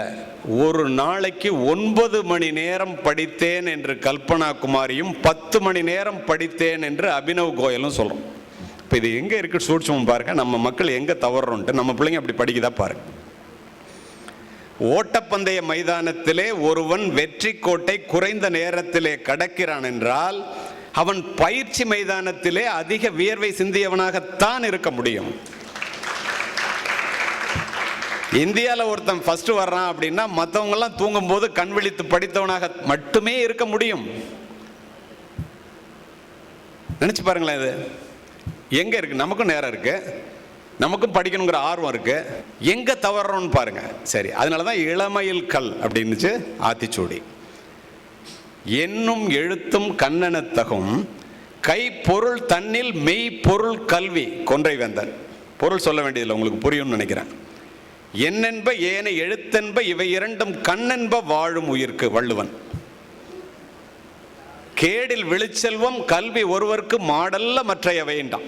இதெல்லாம் விட ஒருபடி மேலே போய் ஒருமை கண் தான் கற்ற கல்வி ஒருவருக்கு எழுமையும் ஏமா புடைத்து. ஒரு பிறவில நீ படிச்சுட்டேன்னா 7 பிறவில உதவும். எப்படா அப்படின்னு உங்களுக்கு ஆச்சரியமா இருக்கலாம். இப்போ உங்களை வழிநடத்தி செல்லுகின்ற இங்க உட்கார்ந்துருக்கிறவங்க எல்லாரையும் கேளுங்க. அவங்க தாத்தா எஸ்எஸ்எல்சி படிச்சிருப்பார், அவங்க அப்பா கிராஜுவேட் ஆகிருப்பாங்க, அவங்க பிள்ளை அல்லது இவங்க ப்ரொஃபஷனல் கோர்ஸை படிச்சிருப்பாங்க, அவங்க பிள்ளைங்க ஐஐடியில் போய் அமெரிக்காவில் இருக்கும். யோசித்து பாருங்க, எங்கே ஆரம்பிக்குது? ஒருமைக்கண் தான் கற்ற கல்வி எழுமையும் ஒருவருக்கு ஏமா புடைத்துன்னு சொன்னது எவ்வளவு உண்மை பாருங்கள். இப்போது இந்த தர்ஷினி அமைப்பை சேர்ந்தவர்களாக இருக்கட்டும், இல்லை உங்கள் அம்மா அப்பாவே இருக்கட்டும், நிறைய பேர் வந்து எதிர்பார்ப்புக்கு ஏற்றார் போல் இல்லாத அம்மா அப்பா உள்ளவங்களும் இங்கே இருக்கீங்கிறது எனக்கு தெரியும். இருந்தாலும் கூட இந்த படிப்பை இவங்க உங்களுக்கு கொடுத்ததுக்கு என்ன காரணம்? ஒற்றை காரணம் நண்பர்களே, தனக்கு கிடைத்த கல்வி தன் பிள்ளைகளுக்கு கிடைக்க வேண்டும், அல்லது தனக்கு கிடைக்காத கல்வி தன் பிள்ளைகளுக்கு கிடைக்க வேண்டும். தன்னை விட தன்னுடைய பிள்ளைகள், இந்த தர்ஷினி அமைப்பை சேர்ந்தவர்கள் உங்களை வந்து மிகப்பெரிய அளவிற்கு உயர்த்த வேண்டும் என்ற ஒற்றை காரணம் இந்த கல்வியை உங்களுக்கு கொடுத்தது தானே. இப்போ வந்தோன்னே சொன்னாங்க, அங்கே தான் சார் படித்தேன், அதனால தான் சார் இன்னைக்கு ஆசிரியராக இருக்கேன். Gratitude is the mother of all virtues. Cicero Roman Empire சொல்கிறான், செய்நன்றி மரத்தில் விட மோசமானது வேற எதுவும் இல்லடான்ட்டான். என்னன்றி கொன்றார்க்கும் உய்வுண்டாம் உய்வில்லை, செய்நன்றி கொன்ற மகர்க்குன்னா. ஏன்னா நான் இதை எதையும் சொல்கிறேன்னா, ஓல்டு ஸ்டூடெண்ட்ஸ்னு அத்தனை பேர் இங்கே வந்திருக்கீங்க பாருங்கள், எவ்வளவு சந்தோஷமாக இருக்குது. நீங்கள் எந்த நிலைமையில் இருந்தாலும் எல்லாத்தையும் விட்டுட்டு இந்த இடத்துக்கு பிறந்த இடத்தை போல இந்த இடத்தை பார்ப்பதற்கு வருகின்றீர்கள் அல்லவா? இது தொடர வேண்டும் என்பதற்காக இதனை நான் கூறுகின்றேன் இந்த இடத்துல. இப்போ கல்வியினுடைய சிறப்பு அவ்வளவுதானா? இல்லை. மன்னரும் மாசற கற்றோனும் சீர்தூக்கின் மன்னரில் கற்றோன் சிறப்புடையோன். மன்னருக்கு தன் தேசமல்லால் சிறப்பில்லை, கற்றோர்க்கு சென்ற இடமெல்லாம் சிறப்பு. உள்ளபடியே நான் அவங்க சௌமியா மேடத்துக்கு நன்றி சொல்லணும். என்னை அறிமுகப்படுத்தும் போது நான் காவல்துறை அதிகாரிங்கிறத பற்றி எதையுமே சொல்லாமல் அவங்க என்கிட்ட என்ன பார்த்தாங்களோ அதை மட்டும் சொன்னாங்க பாருங்கள். அதுதான் எனக்கு மகிழ்ச்சி. ஏன்னு சொல்கிறேன்னா, அதை காரணத்தோடு பதிவு செய்கின்றேன். இந்த இடத்துல அதை சொல்கிறதுக்கு காரணம், இப்போ கல்வியினுடைய பெருமையை நான் அவங்ககிட்ட சொல்லிகிட்டு இருக்கேன். எங்கள் அப்பா சொல்லுவாங்க, சின்ன வயசில் 5வது மட்டுமே படித்தவங்க, நடந்த சம்பவத்தையே சொல்கிறேன். தம்பி, நீ மட்டும் படிச்சிட்டேன்னா உலகத்தில் எந்த மூலைக்கு போனாலும் உன்கிட்டருந்து எது போனாலும் கல்வி போகாது அப்படின்னு சொல்லுவாங்க. நான் இப்போ இந்த அமைப்பிலேருந்து உங்களை படிக்க வைக்கிறதுக்காக அல்லது நான் உங்களை படிக்க வைக்கிறதுக்கு சொல்கிற மாதிரி சொல்கிறது அப்படின்னு நான் நினைத்தது உண்டு. ஆனால் இன்று இந்த மேடையிலே மகிழ்வோடும் நெகிழ்வோடும் அதை நான் நினைவு கூறுவதற்கு காரணம் நண்பர்களே, இன்று நான் காக்கி உடை அணிந்த காவல்துறை அதிகாரி இல்லை. நான் சுவாசித்து அணிந்திருந்த காக்கி உடை என்னை விட்டு போய்விட்டது, என்னிடத்தில் இல்லை. நான் வாங்கிய பதக்கங்கள் என்னுடைய மார்பகத்தை அலங்கரிக்கவில்லை. என் தந்தை சொன்னதை போல நான் படித்த கல்வி என்னிடத்தில் இருக்கின்ற காரணத்தினால் உலகம் முழுவதும் சென்று உரையாற்றுகின்றேன். இன்று உங்களிடம் உரையாற்றி கொண்டிருக்கின்றேன் என்றால் ஒற்றை காரணம் கல்விதான். அப்போ அது எவ்வளோ அவசியங்கிறத உங்களுக்கு நான் சொல்கிறதுக்கு இதை விட வேறு உதாரணம் எனக்கு தெரியல. உற்றுளை உதவியும் ஒரு பொருள் கொடுத்தும் பிற்றநிலை முனியாது கற்றல் நன்றே. பிறப்போர் அன்ன உடன் வயிற்றுள்ளும் சிறப்பின் பாலால் தாயும் மனம் தெரியும். ஒரு குடி பிறந்த பல்லோர் உள்ளும் மூத்தோன் வருக வெண்ணாது அவருள் அறிவுடையோனாறு அரசும் செல்லும். ஆரியப்படை கடந்த நெடுஞ்செழியன் புறநானூற்றிலே. என்ன அர்த்தம் தெரியுமா? பெற்ற தாய் நல்லா படிக்கிற பிள்ளைகிட்ட கொஞ்சம் அன்பை மனசில் அதிகமாக வச்சுருப்பாளாம், வெளியில் காமிக்க மாட்டாளாம். அரசன் அறிவுள்ள பிள்ளைகிட்ட தான் அரசாட்சியை கொடுப்பானான். ஜாதி மத பேதமின்றி எக்குடி பிறப்பினும். இப்போ இங்கே மேடையில் உட்காந்துருக்காங்களே, இவங்கெல்லாம் எதனால இங்கே உட்காந்துருக்காங்க? பெரிய கோடீஸ்வரர்கள் என்பதனால அப்படின்னு நிறைய பேர் இருக்காங்க. அல்ல, எக்குடி பிறப்பினும் யாவரை ஆயினும் அக்குடியில் கற்றோரை மேல் வருக வென்பர். நீ படிச்சுட்டேன்னா மேடைக்கு வான்னு கூப்பிடுவோம். யோசித்து பாருங்க. எப்பிறப்பாயினும் ஏமாப்பு ஒருவருக்கு மக்கட்பிறப்பில் பெரிதல்ல, அப்பிறப்பில் கற்றலும் கற்றவை கேட்டலும் கேட்டதன்கண் நிற்றலும் கூட பெரின்னா. என்ன அர்த்தம்? எல்லா பிறவியோட மனித பிறவி தாண்டா பெருசு. பிறந்துட்டா பத்தாது, நீ படிக்கணும். படிச்சுட்டா பத்தாது, படித்தவன் சொல்கிறத கேட்கணும். ஏன் கேட்கணும்? கற்றோர் அறிவுரையை காதார கேளுங்கள் உற்றிடும் நெஞ்சினில் உயர்வுன்னா. இப்போ சௌமியா மேடம் என்னை அழைச்சிட்டு வந்து உங்கள்கிட்ட ஏன் பேச வைக்கிறாங்க? நான் பேசுகிறத கேட்டால் உங்களுக்கு வாழ்க்கையில் பல மாற்றங்கள் வருவதற்கு வாய்ப்பு உண்டு என்ற ஒரு நம்பிக்கை. அப்போது கேட்டால் மட்டும் பத்தாது, கேட்டபடி நடக்கணும். 9 மணி நேரம் ஒருத்தன் படித்தாங்கிறத கேட்டுட்டு இந்த ஆள்லேருந்து வெளியில் போனோன்னு அதை விட்டுட்டா பிரயோஜனம் இல்லை. It is not the awareness that is lacking, but only the implementation is lacking. யாருக்கு தெரியாது? கொஞ்சமாக சாப்பிட்டா ரொம்ப நாளைக்கு உயிரோடு இருக்கலாம், எக்ஸசைஸ் பண்ணால் ரொம்ப நாளைக்கு உயிரோடு இருக்கலாம், படித்தா பெரிய ஆள் ஆயிடலாம். யாருக்கு தெரியாது?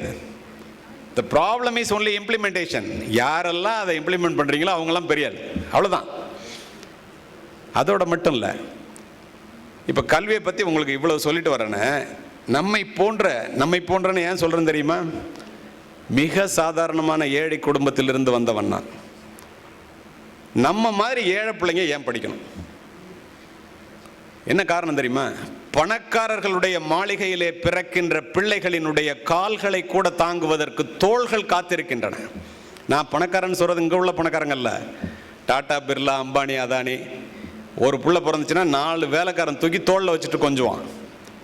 இதுலேருந்து என்ன தெரியுது? பணக்காரர்களுடைய மாளிகையிலே பிறக்கின்ற பிள்ளைகள் பிறக்கும் போதே ஏசி வசதியுடன் பயணச்சீட்டு பதிவு செய்யப்பட்டிருக்கிறது. நம்மை போன்ற ஏழை குடும்பத்திலே பிறக்கின்ற பிள்ளைகளுக்கு பயணத்திற்கே பணம் இருப்பதில்லை. அதே மாரி என்ன தெரியுது? பணக்காரர்களினுடைய மாளிகையிலே பிள்ளைகள் வளர்ந்தே பிறக்கிறார்கள். நம்மை போன்ற ஏழை குடும்பத்திலே பிறக்கின்ற பிள்ளைகளினுடைய தோள்களுக்கோ சுமைகள் காத்திருக்கின்றன. உங்களுக்கு சுமைகள் இன்னும் அதிகம், நான் அறிவேன். அந்த சுமைகளை மீட்டு வெளியிலே வருவதற்கு என்ன செய்ய வேண்டும்? பணக்காரர்களுடைய மாளிகையிலே பிள்ளைகள் வளர்ந்தே பிறக்கிறார்கள். நம்மை போன்ற ஏழை குடும்பத்திலே பிள்ளைகள் பிறந்துதான் வளர்கிறார்கள். நம்முடைய பெருமை என்ன தெரியுமா? வளர்ந்தே பிறப்பது வாரிசுரிமை, பிறந்து வளர்வதே பிறப்பின் பெருமை. அதற்காக கல்வி வேணும். 0ல இருந்து 100க்கு போறது தான் பெருமை. அப்பம் பட்டம் சம்பாரிச்சு வச்சிருக்கிறத நானும் பணக்காரன்னு சொல்லிட்டு இருக்கிறது அது வாரிசுரிமை. அப்போ அந்த பிறப்பின் பெருமையை அடையக்கூடிய வாய்ப்பு கூட கடவுள் யாருக்கு கொடுத்திருக்கிறார் என்றால் நமக்குத்தான் கொடுத்திருக்கிறார். அதற்காக படிக்க வேண்டும். இது இன்னும் ஒருபடி மேலே போய், வாளினுடைய கூர்மையும் நூலினுடைய கூர்மையும் மட்டுமே இந்த நாட்டை ஆள்கிறது. வாள் என்று சொல்லுவது கத்தியை, நூல் என்று சொல்லுவது புத்தகத்தை. நன்றாக கேட்டுக்கொள்ளுங்கள். கல்வி கல்வின்னு சொன்னாங்க அவங்க. பத்மா மேடம் சொல்லும்போது அதே சொன்னாங்க, இவங்களும் அதே சொன்னாங்க. அதுக்காக தான் கல்வியை பற்றி விளப்பு சொல்கிறேன். என்ன அப்படி? வாளினுடைய கூர்மையும் நூலினுடைய கூர்மையும் மட்டுமே இந்த நாட்டை ஆள்கிறது. கூர்தீட்டப்படாத எதுவுமே முனைமழுங்கி போய்விடும். நம்முடைய மூளையும் அவ்வாறே. நம்முடைய மூளை கூர்தீட்டப்பட வேண்டும் என்றால் மாணவ செல்வங்களே தொடர்ந்து படிக்க வேண்டும். நான் உங்களை அறிமுகப்படுத்தும் போது சொன்னேன், நீரளவே ஆகுமாம் நீராம்பல், தான் கற்ற நூல் அளவே ஆகுமாம் நுண்ணறிவுன்னா ஏன் சொன்னேன்? நமக்கு அதிகமான ரோஜா பூக்கள் வேண்டும் என்றால் அதிகமான ரோஜா செடிகளை நட வேண்டும் என்பது இயல்பு. நமக்கு அதிகமான அறிவு வேண்டும் என்றால் நாம் அதிகமான புத்தகங்களை படிக்க வேண்டும். கருத்துலக பெரியவர்களின் கனமான சிந்தனைகள் புத்தகங்களிலே கொட்டி கிடக்கின்றன. அவற்றை படிப்பதன் மூலமும் அதை மற்றவர்களுக்கு சொல்லுவதன் மூலமும் அதன்படி நடப்பதன் மூலம் மட்டுமே உன்னுடைய வாழ்க்கை தரத்தை நீ உயர்த்தி கொள்ள முடியும். நீ நூலகத்திற்கு போ, நாம் எவ்வளவு பெரிய முட்டாள்கள் என்பதை அங்குள்ள புத்தகங்கள் சொல்லும். நீங்கள் எதன் மூலமாக, கம்ப்யூட்டர் மூலமாக படிக்கிறீங்களோ, பிரெய்லி எழுத்து மூலமாக படிக்கிறீங்களோ, எப்படி படிக்கிறீங்களோ தொடர்ந்து அதை படித்துக்கொண்டே இருங்கள். ஏன் அப்படி படித்தா என்ன நடக்கும்? எதுக்காக இதை நான் உங்கள்கிட்ட சொல்கிறேன்? இந்த படிப்பினுடைய அர்த்தத்தை, உண்மைகளை அறிந்து கொண்ட காரணத்தினால் தான் நண்பர்களே, நஞ்சு கொடுக்கப்படும் நேரம் வரை கிரேக்க நாட்டு கவிதைகளை படித்து கொண்டிருந்தான் சாக்ரட்டிஸ். தூக்கு கயிற்றை முத்தமிடும் வரை படித்துக் கொண்டிருந்தான் உமர் முக்தார். தூக்கு மேடைக்கு அழைத்து செல்லும் வரை படித்துக் கொண்டிருந்தான் பகத்சிங். படுக்கின்ற இடம் கூட படிப்பகத்திற்கு அருகாமையில் கேட்டார் அம்பேத்கர். படித்துக் கொண்டிருந்த புத்தகத்தை முடித்து விட வேண்டும் என்பதற்காக தன்னுடைய அறுவை சிகிச்சையே அடுத்த நாள் மாற்றி வைக்க சொன்னார் அண்ணா. 35 ஆண்டுகள் நூலகத்திலே மூழ்கி மூலதனம் எனும் கம்யூனிஸ்ட் வேதாந்தத்தை கண்டுபிடித்தான் கார்ல் மார்க்ஸ். ஏன் அவ்வளவு தூரம்? படித்தால் மட்டுமே இந்த பாரதத்தினால் பாரினை ஆள முடியும் என்று படித்து படித்து சொல்லி மேதகு மனிதர் அப்துல் கலாம் அவர்கள் நம்மிடம் இறந்தே போனார். அப்போ எல்லாரும் படி படி. ஏன் அப்படி சொன்னாங்க? My dear friends, leaders are readers and readers R leaders. Today a reader, tomorrow a leader. Anyone who stops learning is old. Anyone who continues the learning is not only remains young but becomes more valuable regardless of their physical capacity. அப்பனா எவ்வளவு இருக்கு பாருங்க அந்த கல்வியில், இந்த படிப்புல எவ்வளவு இருக்கு பாருங்க. A question was asked, what is the biggest regret in your life was? The Toxo superstar Larry King replied, I should have been better rooted through the great books in my early days. உலகத்தில் புத்திசாலியாக இருக்கிற Larry king எதை கேட்டாலும், எந்த subject கேட்டாலும் கையில் குறிப்பு இல்லாமல் பேசுவான். அவன்கிட்ட போய் கேட்குறாங்க, சின்ன வயசில் நீ செஞ்ச தப்பு என்னடான்னு. அவன் என்ன சொல்கிறான்? இளமையான நேரத்தில் படிக்கிறதுக்கு நிறைய நேரமும் புத்தகங்களும் வாய்ப்புகளும் கிடைச்சிச்சு, அதை உபயோகப்படுத்தாமல் விட்டண்டா அதான்டாங்க. யார்? உலகத்தில் புத்திசாலி. அப்போ நம்ம வேண்டும் என்பதுதான் நாம் புரிந்து கொள்ள வேண்டிய செய்தி. ஒரு மாக்கியவல்லியினுடைய ஒற்றை புத்தகம் தான் ஒரு டால்ஸ்டாயை உருவாக்கியது. ஒரு டால்ஸ்டாயினுடைய ஒற்றை புத்தகம் தான் மகாத்மா காந்திக்கு அகிம்சையை கற்றுக் கொடுத்தது. மகாத்மா காந்தியினுடைய சத்திய சோதனை புத்தகம் தான் ஒரு மார்ட்டின் லூதர் கிங்கை உருவாக்கியது. மார்ட்டின் லூதர் கிங் மகாத்மாவை நேரில் கண்டதில்லை. வெலாசிட்டி என்ற ஒற்றை புத்தகம் தான் அப்துல் கலாம் அவர்களை அணுவிஞ்ஞானி ஆக்கியது. இந்த இடத்துல ஒரு சம்பவத்தை சொல்கிறேன்.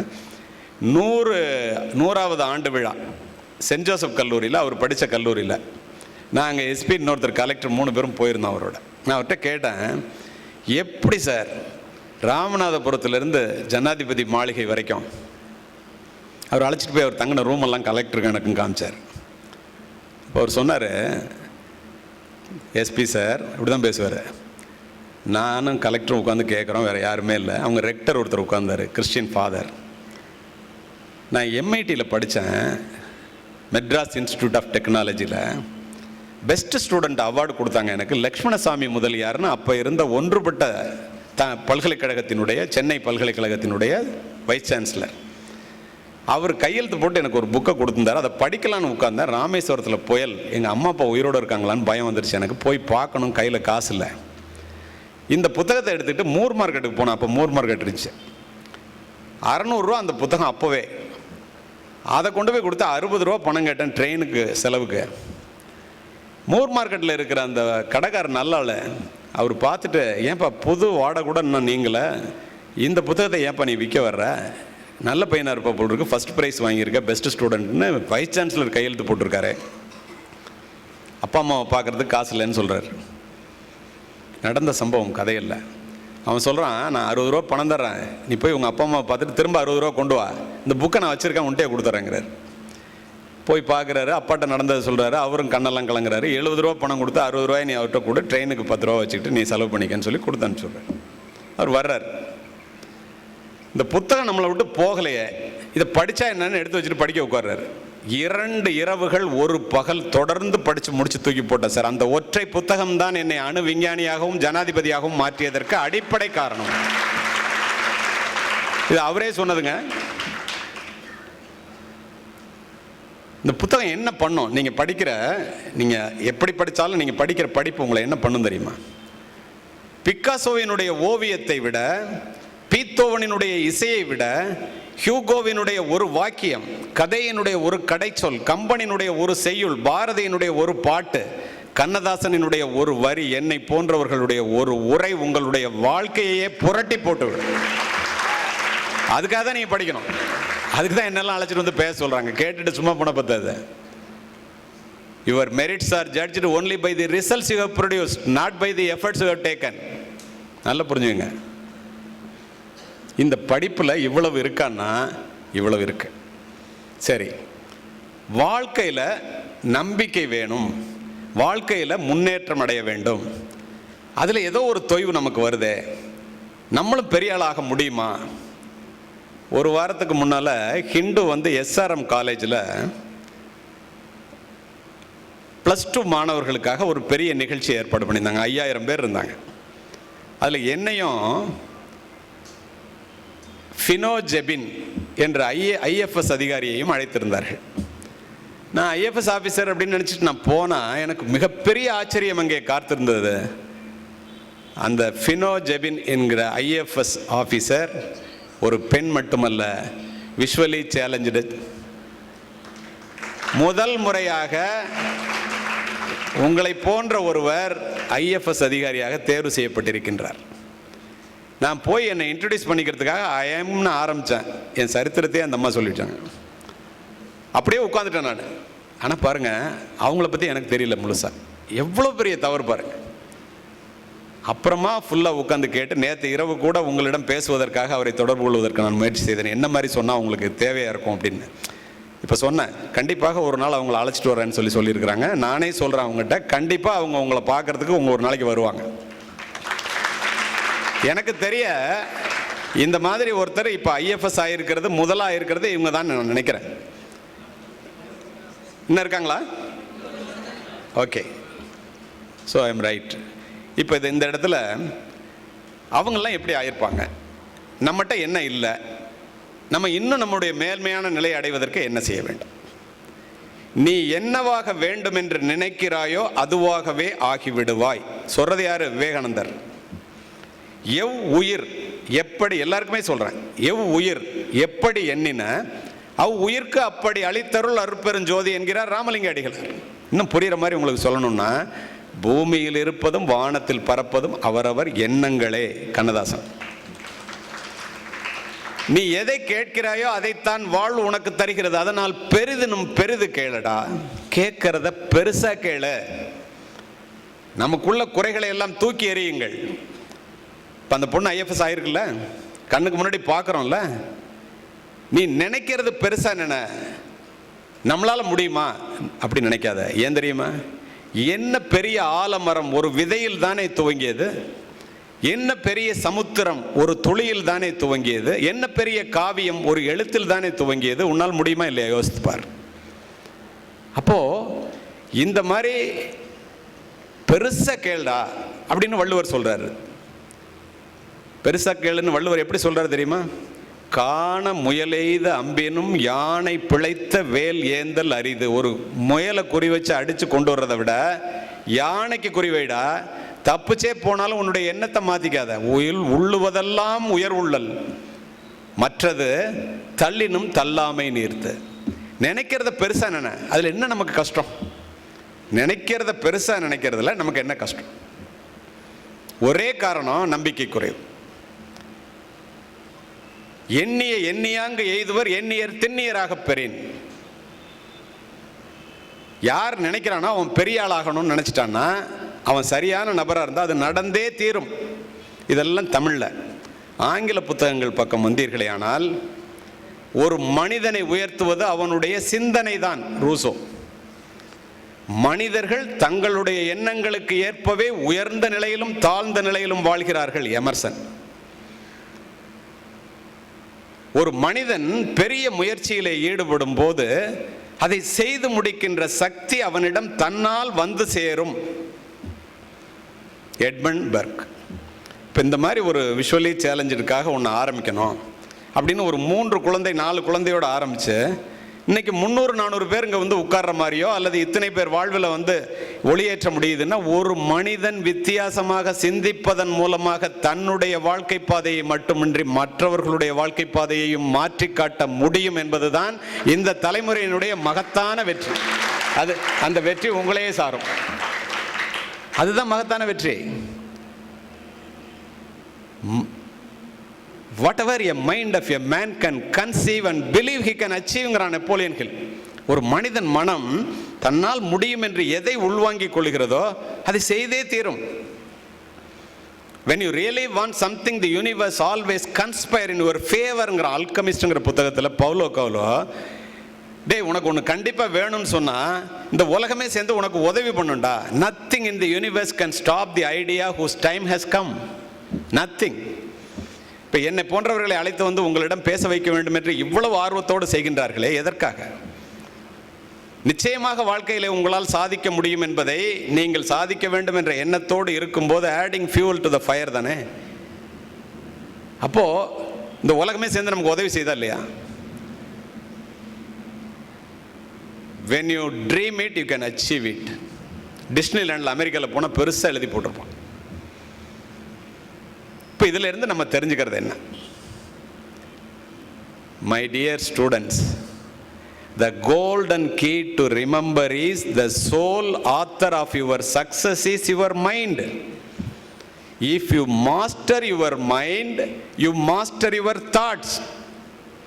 Once you master your thoughts, you master your life.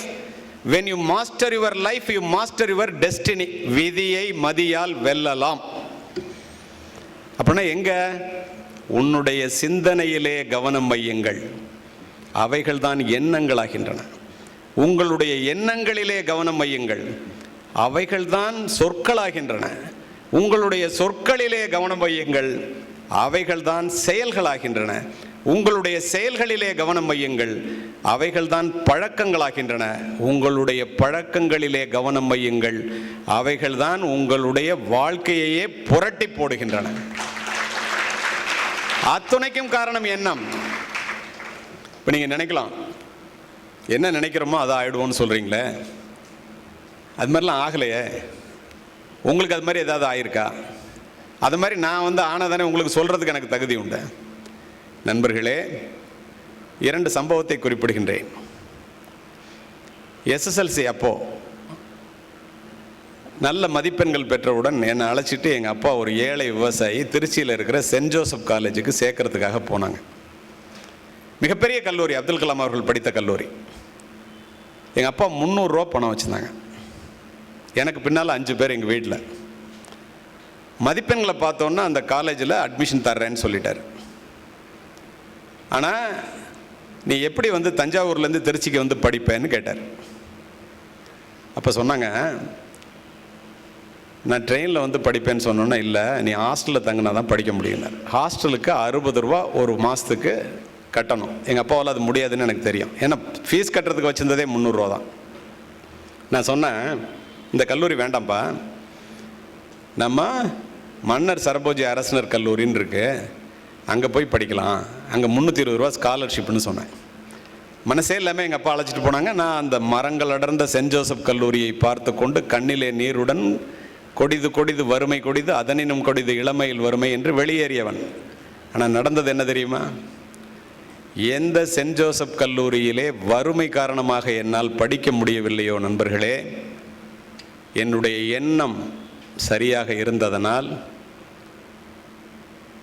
உங்களுக்கு நான் எதையெல்லாம் சொன்னோனோ அதெல்லாம் நான் செய்ததினால் நடந்தது என்ன தெரியுமா? அந்த சென்ட் ஜோசப் கல்லூரியை போல நூற்றுக்கணக்கான கல்லூரிகள் இருக்கின்ற அந்த மாவட்டத்திற்கே மாவட்ட கண்காணிப்பாளராக மாறி,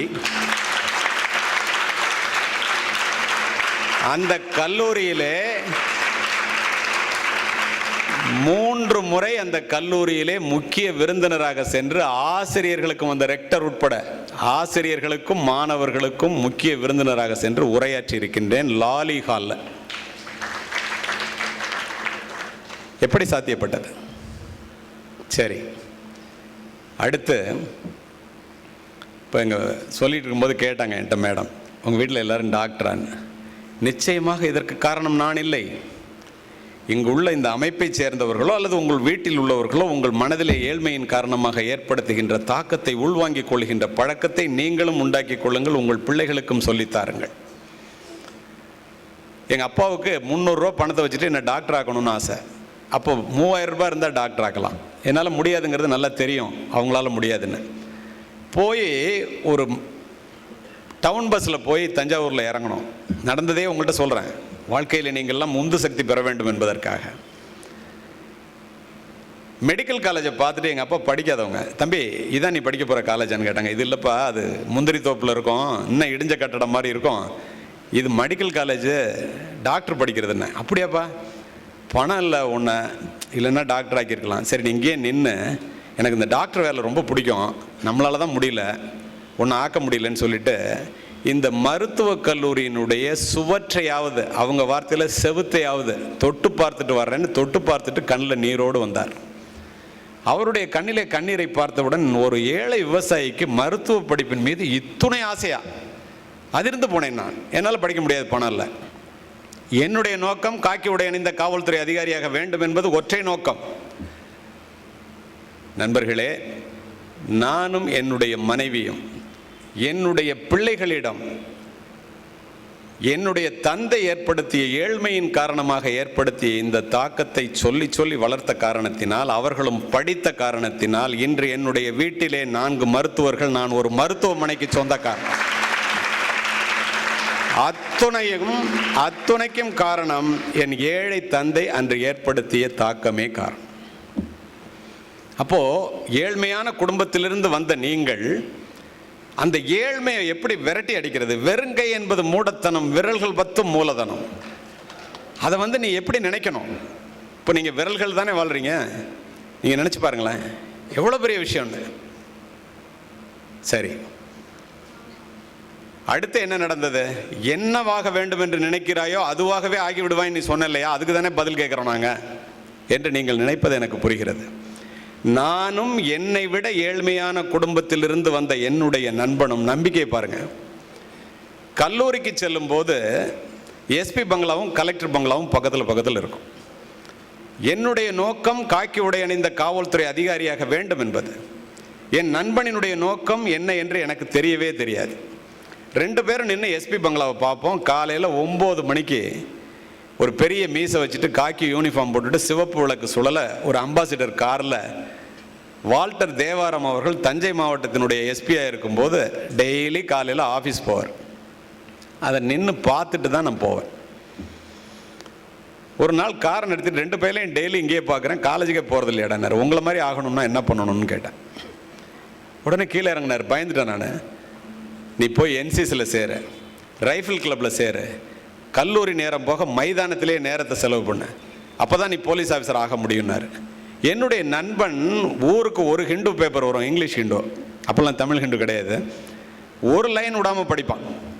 கல்லூரி நேரம் போக நூலகத்திலேயே உட்காந்துருப்பான். நான் இப்போ உங்கள்கிட்ட புத்தகத்தை இப்போ இவ்வளோ தூரம் புத்தகத்தை பற்றி படிப்பை பற்றி சொன்னேன்ல, அப்போ எனக்கு இதெல்லாம் சொல்லித்தரத்துக்கு ஆள் இல்லை, அதனால தான் உங்களுக்கு சொல்லித்தரத்துக்கு கூப்பிட்ருக்காங்கன்னு நான் நினைக்கிறேன். நான் என்ன நினைப்பேன், கிரவுண்டில் இருந்தால் போலீஸ் ஆஃபீஸர் ஆகிடலாம், வாழ்க்கையில் அதாண்டா பெருசு. ஏன்னா வருகின்ற வழிகளிலெல்லாம் வணக்கங்கள் குவிகின்றது, ரவுடியெல்லாம் பார்த்தா ஓடுறான், நிறைய பேருக்கு நல்லது பண்ண முடியுது, சிவப்பு விளக்கு சுத்த போகிறாரு, ஏன் நம்ம அந்த மாதிரி ஆக முடியாதுன்னு சொல்லி அந்த மாதிரி நினச்சிட்டு இருந்தேன். படித்து முடித்தோம். சர்வீஸ் கமிஷன் எக்ஸாம் வந்துச்சு. 2 பேரும் போனோம், 2 பேரும் எழுதணும். ரிட்டன் டெஸ்ட்டில் அவன் அதிகமாக இருக்குது, அவுட்டோரில் நான் அதிகமாக இருக்கேன். ஏன்னா 2 பேரும் இருந்த இடம் அது. எனக்கு கிடைச்சிருச்சு, அவனுக்கு கிடைக்கல. ஏன்னா காவல்துறை அதிகாரி வேலை. பயிற்சியை முடித்து பல இடங்களிலே பணிபுரிந்த நண்பர்களே, நீ என்னவாக வேண்டும் என்று நினைக்கிறாயோ அதுவாகவே ஆகிவிடுவாய் என்று உங்களுக்கு சொன்னேன் அல்லவா? ஒரு நாட்டுப்புறத்து ஏழை சிறுவனாக எந்த எஸ்பி பங்களாவை பார்த்து கொண்டு நான் கல்லூரிக்கு சென்றேனோ அதே எஸ்பி பங்களாவிலே சிவப்பு விளக்கு சுழல மாவட்ட காவல்துறை கண்காணிப்பாளராக குடிபுகுந்தேன். இதை எனக்காக சொல்லலை, இனிமேதான் கிளைமேக்ஸு. பதவியேற்று முடித்துவிட்டு மரியாதை நிமித்தமாக மாவட்ட ஆட்சித்தலைவரை பார்ப்பதற்காக கலெக்டர் அலுவலகத்திற்கு சென்றேன். நண்பர்களே, நூலகத்திலே அதிக நேரம் படித்த என்னுடைய நண்பன் மாவட்ட கலெக்டராக அமர்ந்திருந்தான்.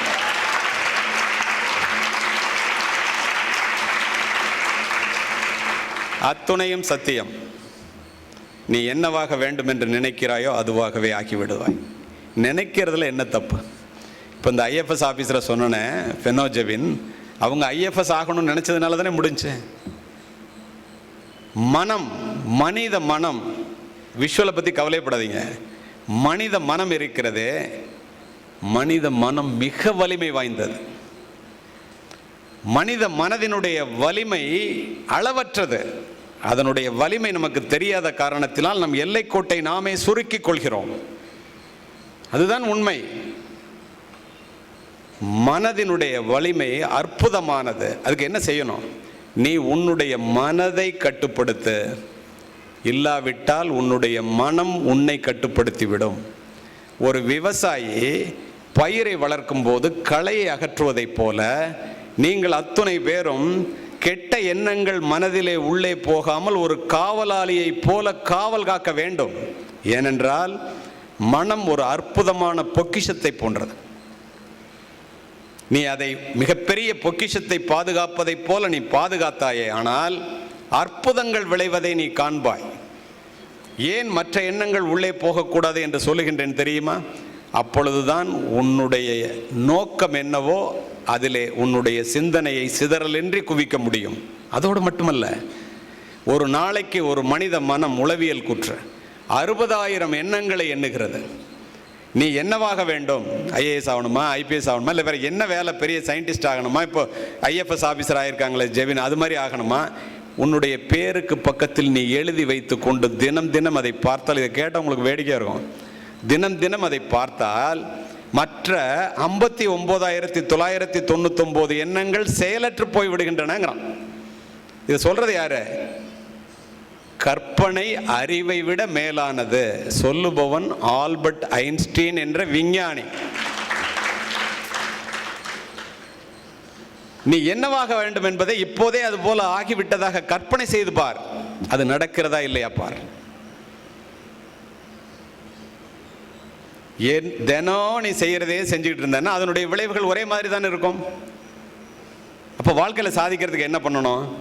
எல்லோரும் செல்லுகின்ற பாதையிலே நீனும் சென்றால் எல்லோரும் சென்றடையும் ஊரைத்தான் நீ சென்றடைவாய்.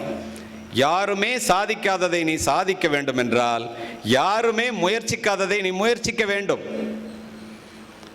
இப்போ நான் உங்களை எல்லாரையும் பார்க்குறேன் இருந்து. I see something in you. Really. I don't know what it is. You have to find it out. You and I are unique. But all of us have something special that makes you beautiful. Do you know what makes you special? When you find it out, you are successful. ஒவ்வொருவரும் தனித்துவமானவர்கள். உங்கள் அத்தனை பேரிடத்திலும் ஏதோ ஒரு மிகப்பெரிய திறமை ஒளிந்திருப்பதை நான் பார்க்கின்றேன் காவல்துறை அதிகாரியாக. ஆனால் அது என்ன என்று எனக்கு தெரியாது, நீ தான் கண்டுபிடிக்க வேண்டும். அதை கண்டுபிடித்த அடுத்த மாத்திரத்திலேயே வெற்றிப்படியிலே ஒரு அடி வைக்கின்றாய். அதுக்கப்புறம் ஒரு ஐடியா கிடைக்குது இல்லை நம்மகிட்ட என்ன இருக்குன்னு. Take up an idea, make that one idea your life, think of it, dream of it, live on that idea, let your brain, muscles, nerves and every part of your body be full of that idea. That is the way to success. உன்னுடைய ஆர்வம், பேரார்வம், ஆசிரியர் ஆகணுமா, professor ஆகணுமா, கல்லூரிக்கு போகணுமா, உன்னுடைய ஆர்வம் என்ன என்பதை தெரிந்து கொண்டு உன்னுடைய உடல் பொருள் ஆவி அத்துணையும் அந்த ஆர்வத்திலே செலவு செய்தவர்கள் அத்துணை பேரினுடைய வீட்டு கதவையும் வெற்றி கதவுகள் தட்டியே இருக்கின்றன. இந்த இடத்துல உங்களுக்கு நான் ஒன்று சொல்கிறேன். நான் ஒரு போலீஸ் ஆஃபீஸர், துப்பாக்கி தூக்கிட்டே தெரிஞ்சவன். இந்த சென்னை மாநகரத்தில் கேட்டிங்கன்னா அதிக என்கவுண்டர் பண்ணதில் நான் ஒருத்தன். இதை இந்த இடத்துல நான் சொல்லுவதில் பெருமைப்படுகின்றேன். ஏன்னா யாராலையும் எதையும் சாதிக்க முடியாதுன்னு சொல்லி நம்ம உயிருக்கு ஆபத்து வரும்போது அதை செஞ்சு தான் ஆகணுங்கிற சூழல். இதை ஏன் இந்த இடத்துல சொன்னேன்னா, துப்பாக்கியை தூக்கிட்டு தெரிஞ்ச காவல்துறை அதிகாரியான எனக்கும் இந்த மைக்குக்கும் பேச்சுக்கும் என்ன சம்பந்தம்? ஏன் இதை சொல்கிறேன் தெரியுமா? 60 வயதுக்கு பிறகு, ஓய்விற்கு பிறகு எல்லோருக்குமே இன்னொரு 25 ஆண்டு காலம் உண்டு. Medical miracle. 25 வருஷமும் டிவியை பார்த்துட்டு படுத்திருக்கிற டம்மி பீஸ் இல்லைன்னு எனக்கு தெரியும். அப்போது நான் இந்த சமுதாயம் நமக்கு நிறைய கொடுத்துருக்கிறது. இந்த சமுதாயத்திற்கு நாம் ஏதேனும் செய்ய வேண்டும் என்றால் நம்மகிட்ட இருக்கிறது என்ன, இல்லாததை நினச்சி கவலைப்பட்டு பிரயோஜனம் இல்லை. அதுக்கப்புறம் எம்ஏ தமிழ் சேர்ந்தேன். யூனிவர்சிட்டியில் ஃபஸ்ட்டாக பாஸ் பண்ணேன். எப்போ? ரிட்டையர்மெண்ட்டுக்கு அப்புறம் 2 ஆண்டுகள் இந்த இலக்கியம் என்ன தான் இருக்கணும். ஏன்னா எங்கே போய் பேச போனாலும் நீங்கள் தமிழ் எம்ஏவான்னு கேட்பான். நான் எம்எஸ்சி சுவாலஜி, காவல்துறை அதிகாரி. சரி, இது என்ன தான் இருக்குன்னு பார்ப்போமேன்னு பேச ஆரம்பித்தா, ஒரு நாள் அப்துல் கலாம் அவர்களோட மேடையில் பேசும்போது, நானும் கலெக்டர் இருக்கும்போது 10 நிமிஷம் எனக்கு கொடுத்த டைமு. 10 நிமிஷம் இந்த இடத்துல தான் சொல்கிறேன், இது வரைக்கும் நான் அதை சொன்னதில்லை. 10 நிமிஷம் பேசணுன்னா கலெக்டர் இப்படி கையை காமிச்சார், 10 நிமிஷம் ஆயிடுச்சுன்னு. நான் நிறுத்தினோன்னா பின்னால் என்ன ஒரு கை தொட்டுச்சு. யாரை தொட்டதுன்னு திரும்பி பார்த்தா அப்துல் கலாம் சார். நம்ம அதிக நேரம் பேசிட்டோமோ, அவருக்கு 45 நிமிஷம் கொடுத்துருக்காங்க. டக்குன்னு நிறுத்தினேன். டோன்ட் ஸ்டாப், யூ ப்ளீஸ் கண்டினியூன்னாரு. நான் சொன்னேன், sir I don't want to encroach your டைம்னு. நோ, தட் இஸ் யுவர் டைம்னாரு. பேசாமல் நின்னா கொஞ்சம் நேரம். பக்கத்தில் வந்து சொன்னார், நல்ல தமிழ் கேட்டு ரொம்ப நாள் ஆச்சு கலிமூர்த்தி, பேசுங்க ப்ளீஸ்னாரு. அவரு கூட நினைக்கிறாரேன்னு நினச்சிட்டு இது என்ன தான் இருக்குது இந்த பேச்சில்னு ஆரம்பித்தேன். நண்பர்களே, இதை உங்களுக்காகவே சொல்கிறேன். 5 ஆண்டுகளிலே தமிழகத்திலே அதிகமாக தேவைப்படுகின்ற பேச்சாளர்களில் முதன்மையானவனாக நான் இருக்கின்றேன் என்பதுதான் சத்தியமான உண்மை. இதை ஏன் சொல்கிறேன் தெரியுமா? இதை எனக்காகவே சொல்லலை. நீங்கள் என்ன நினைக்கிறீங்களோ அதை ஆயிடுவீங்கிறதுக்காகவும், உன்னுடைய மன வலிமை என்னங்கிறத நீங்கள் உங்களால் நிரூபிக்க முடியுங்கிறதுக்கும் 65 வயதை முடித்து விட்டேன். இதை ஏன் இந்த இடத்துல சொல்கிறேன் தெரியுமா? 100 நாளில் 70 கூட்டங்களில் வேறு வேறு தலைப்பில், 100 நாளில் 70 கூட்டங்களில் வேறு வேறு தலைப்பில் 1 மணி நேரம் 1000 பேருக்கு குறையாத மீட்டிங்கில் பேசினா அது உலக சாதனை. இது எனக்கு தெரியாது. நான் 100 நாளில் 86 மீட்டிங்கில் 2 லட்சம் மாணவர்களுக்கும் பெரியவர்களுக்கும் 86 மீட்டிங்கில் வேறு வேறு தலைப்பில் பேசினதுனால லாஸ்ட் மந்த் உலக சாதனை விருதினை பெற்றிருக்கின்றேன் பேச்சில். இது அத்துணையும் உங்களிடம் சொல்லுவதற்கு காரணம் உங்களுடைய மனதிலே நம்பிக்கையை விதைக்க வேண்டும் என்றுதான். பேசிருக்கேன். ஓகே, நன்றி நிர்மல் அவர்களே. உங்களோட நேரத்தை ஒதுக்கி இங்கே வந்ததற்கு மிக்க நன்றி.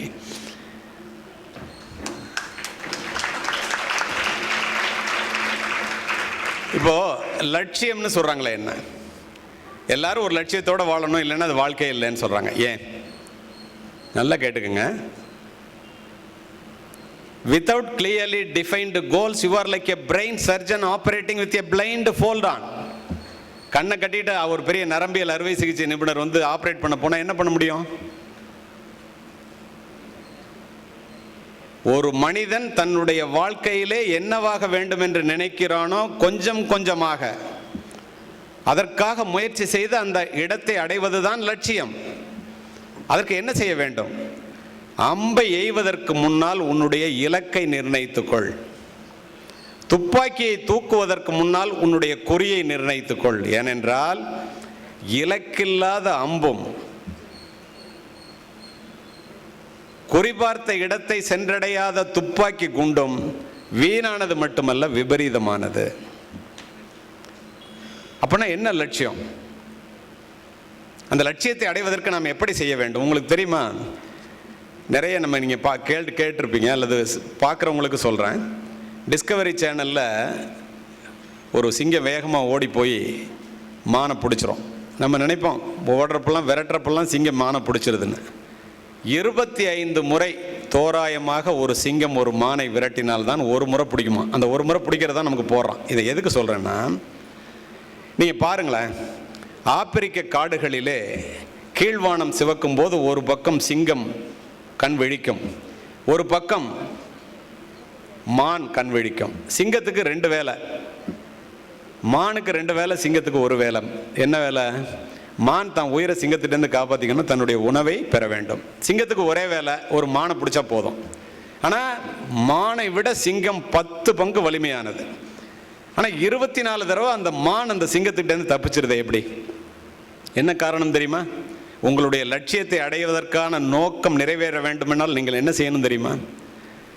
மான் ஓடுவது தன் உயிருக்காக, சிங்கம் ஓடுவது தன் உணவுக்காக. உங்களுடைய லட்சியத்தை நீங்கள் அடைய வேண்டும் என்றால் உயிரை தேடி ஓடுகின்ற ஓட்டமாக உங்களுடைய ஓட்டம் இருக்க வேண்டும். வாழ்க்கை என்ற நெடும் பாதையிலே போகும்போது ஒரே லட்சியத்தை வைத்துக் கொள்ளுங்கள். 2 லட்சியம், இதுவா அதுவா அல்ல. நீங்கள் சிங்கம் ஒரு மானை விரட்டும் போது பார்த்தீங்கன்னா எத்தனை மான் குறுக்க வந்தாலும் அது விரட்டுற மானை தான் விரட்டும் மொழியாக அடுத்த மானை தேடி போவது. ஏன்? லட்சியம் என்பது ஒன்றாக வைத்துக்கொள்ள வேண்டும் என்று நான் சொல்லுவதற்கு காரணம், நண்பர்களே, லட்சியத்தை அடைகின்ற வழியினை வேண்டுமானால் நீங்கள் மாற்றிக்கொள்ளலாம், லட்சியத்தை மாற்றிக்கொள்ள வேண்டாம். ஏன் அப்படின்னா, கார்லே அப்படின்னு ஹங்கேரியன் ஆர்மியில் ஒரு கேப்டன் 1938ஆம் ஆண்டு ஹங்கேரியன் நாட்டில் துப்பாக்கி சுடுறதில் முதலாக வந்தவன். அவனுடைய நோக்கம் ஒலிம்பிக்கில் கோல்டு மெடல் வாங்கணும். மிலிட்ரி கேப்டன் கை எறி குண்டு, ஹேண்ட் கிரினேட் பிராக்டிஸ் பண்ணும்போது ஒரு குண்டு 5 செகண்டில் வெடிக்க வேண்டியது 2 செகண்டில் கையில் வெடிச்சிருது. ஒரு கை துண்டாக போய் விழுந்துருச்சு. விழுந்த ஒரு கையை, வலது கையை இடது கையால் எடுத்துக்கொண்டு நேராக ஆஸ்பத்திரிக்கு போகிறான். 6 மாதம் ட்ரீட்மெண்ட்டு, அதுக்கப்புறம் குணமாயிடுறான். அவங்க அம்மாட்ட போய் அழுகுறான். எப்படி? நான் எப்படியாவது ஒலிம்பிக்கில் நான் கோல்டு மெடல் வாங்கிறத சாதிச்சே ஆகணும். உடனே அந்த அம்மா சொல்கிறாங்க, இறைவன் உனக்கு கொடுத்த இடது கையால் முயற்சி செய்யுங்கிறாங்க. இடது கையாலையா அப்படிங்கிறான். ஏன்னா ஒரு தடவை சுட்டதில்லை. 3 மணி நேரம் பயிற்சி செய்தவன் 6 மணி நேரம் பயிற்சி செய்கின்றான். 1940 நடக்கிற பீஜிங்கில் நடக்க வேண்டிய ஒலிம்பிக் நடக்கலை. நான் சொல்லுவது கதையல்ல, நிஜம்.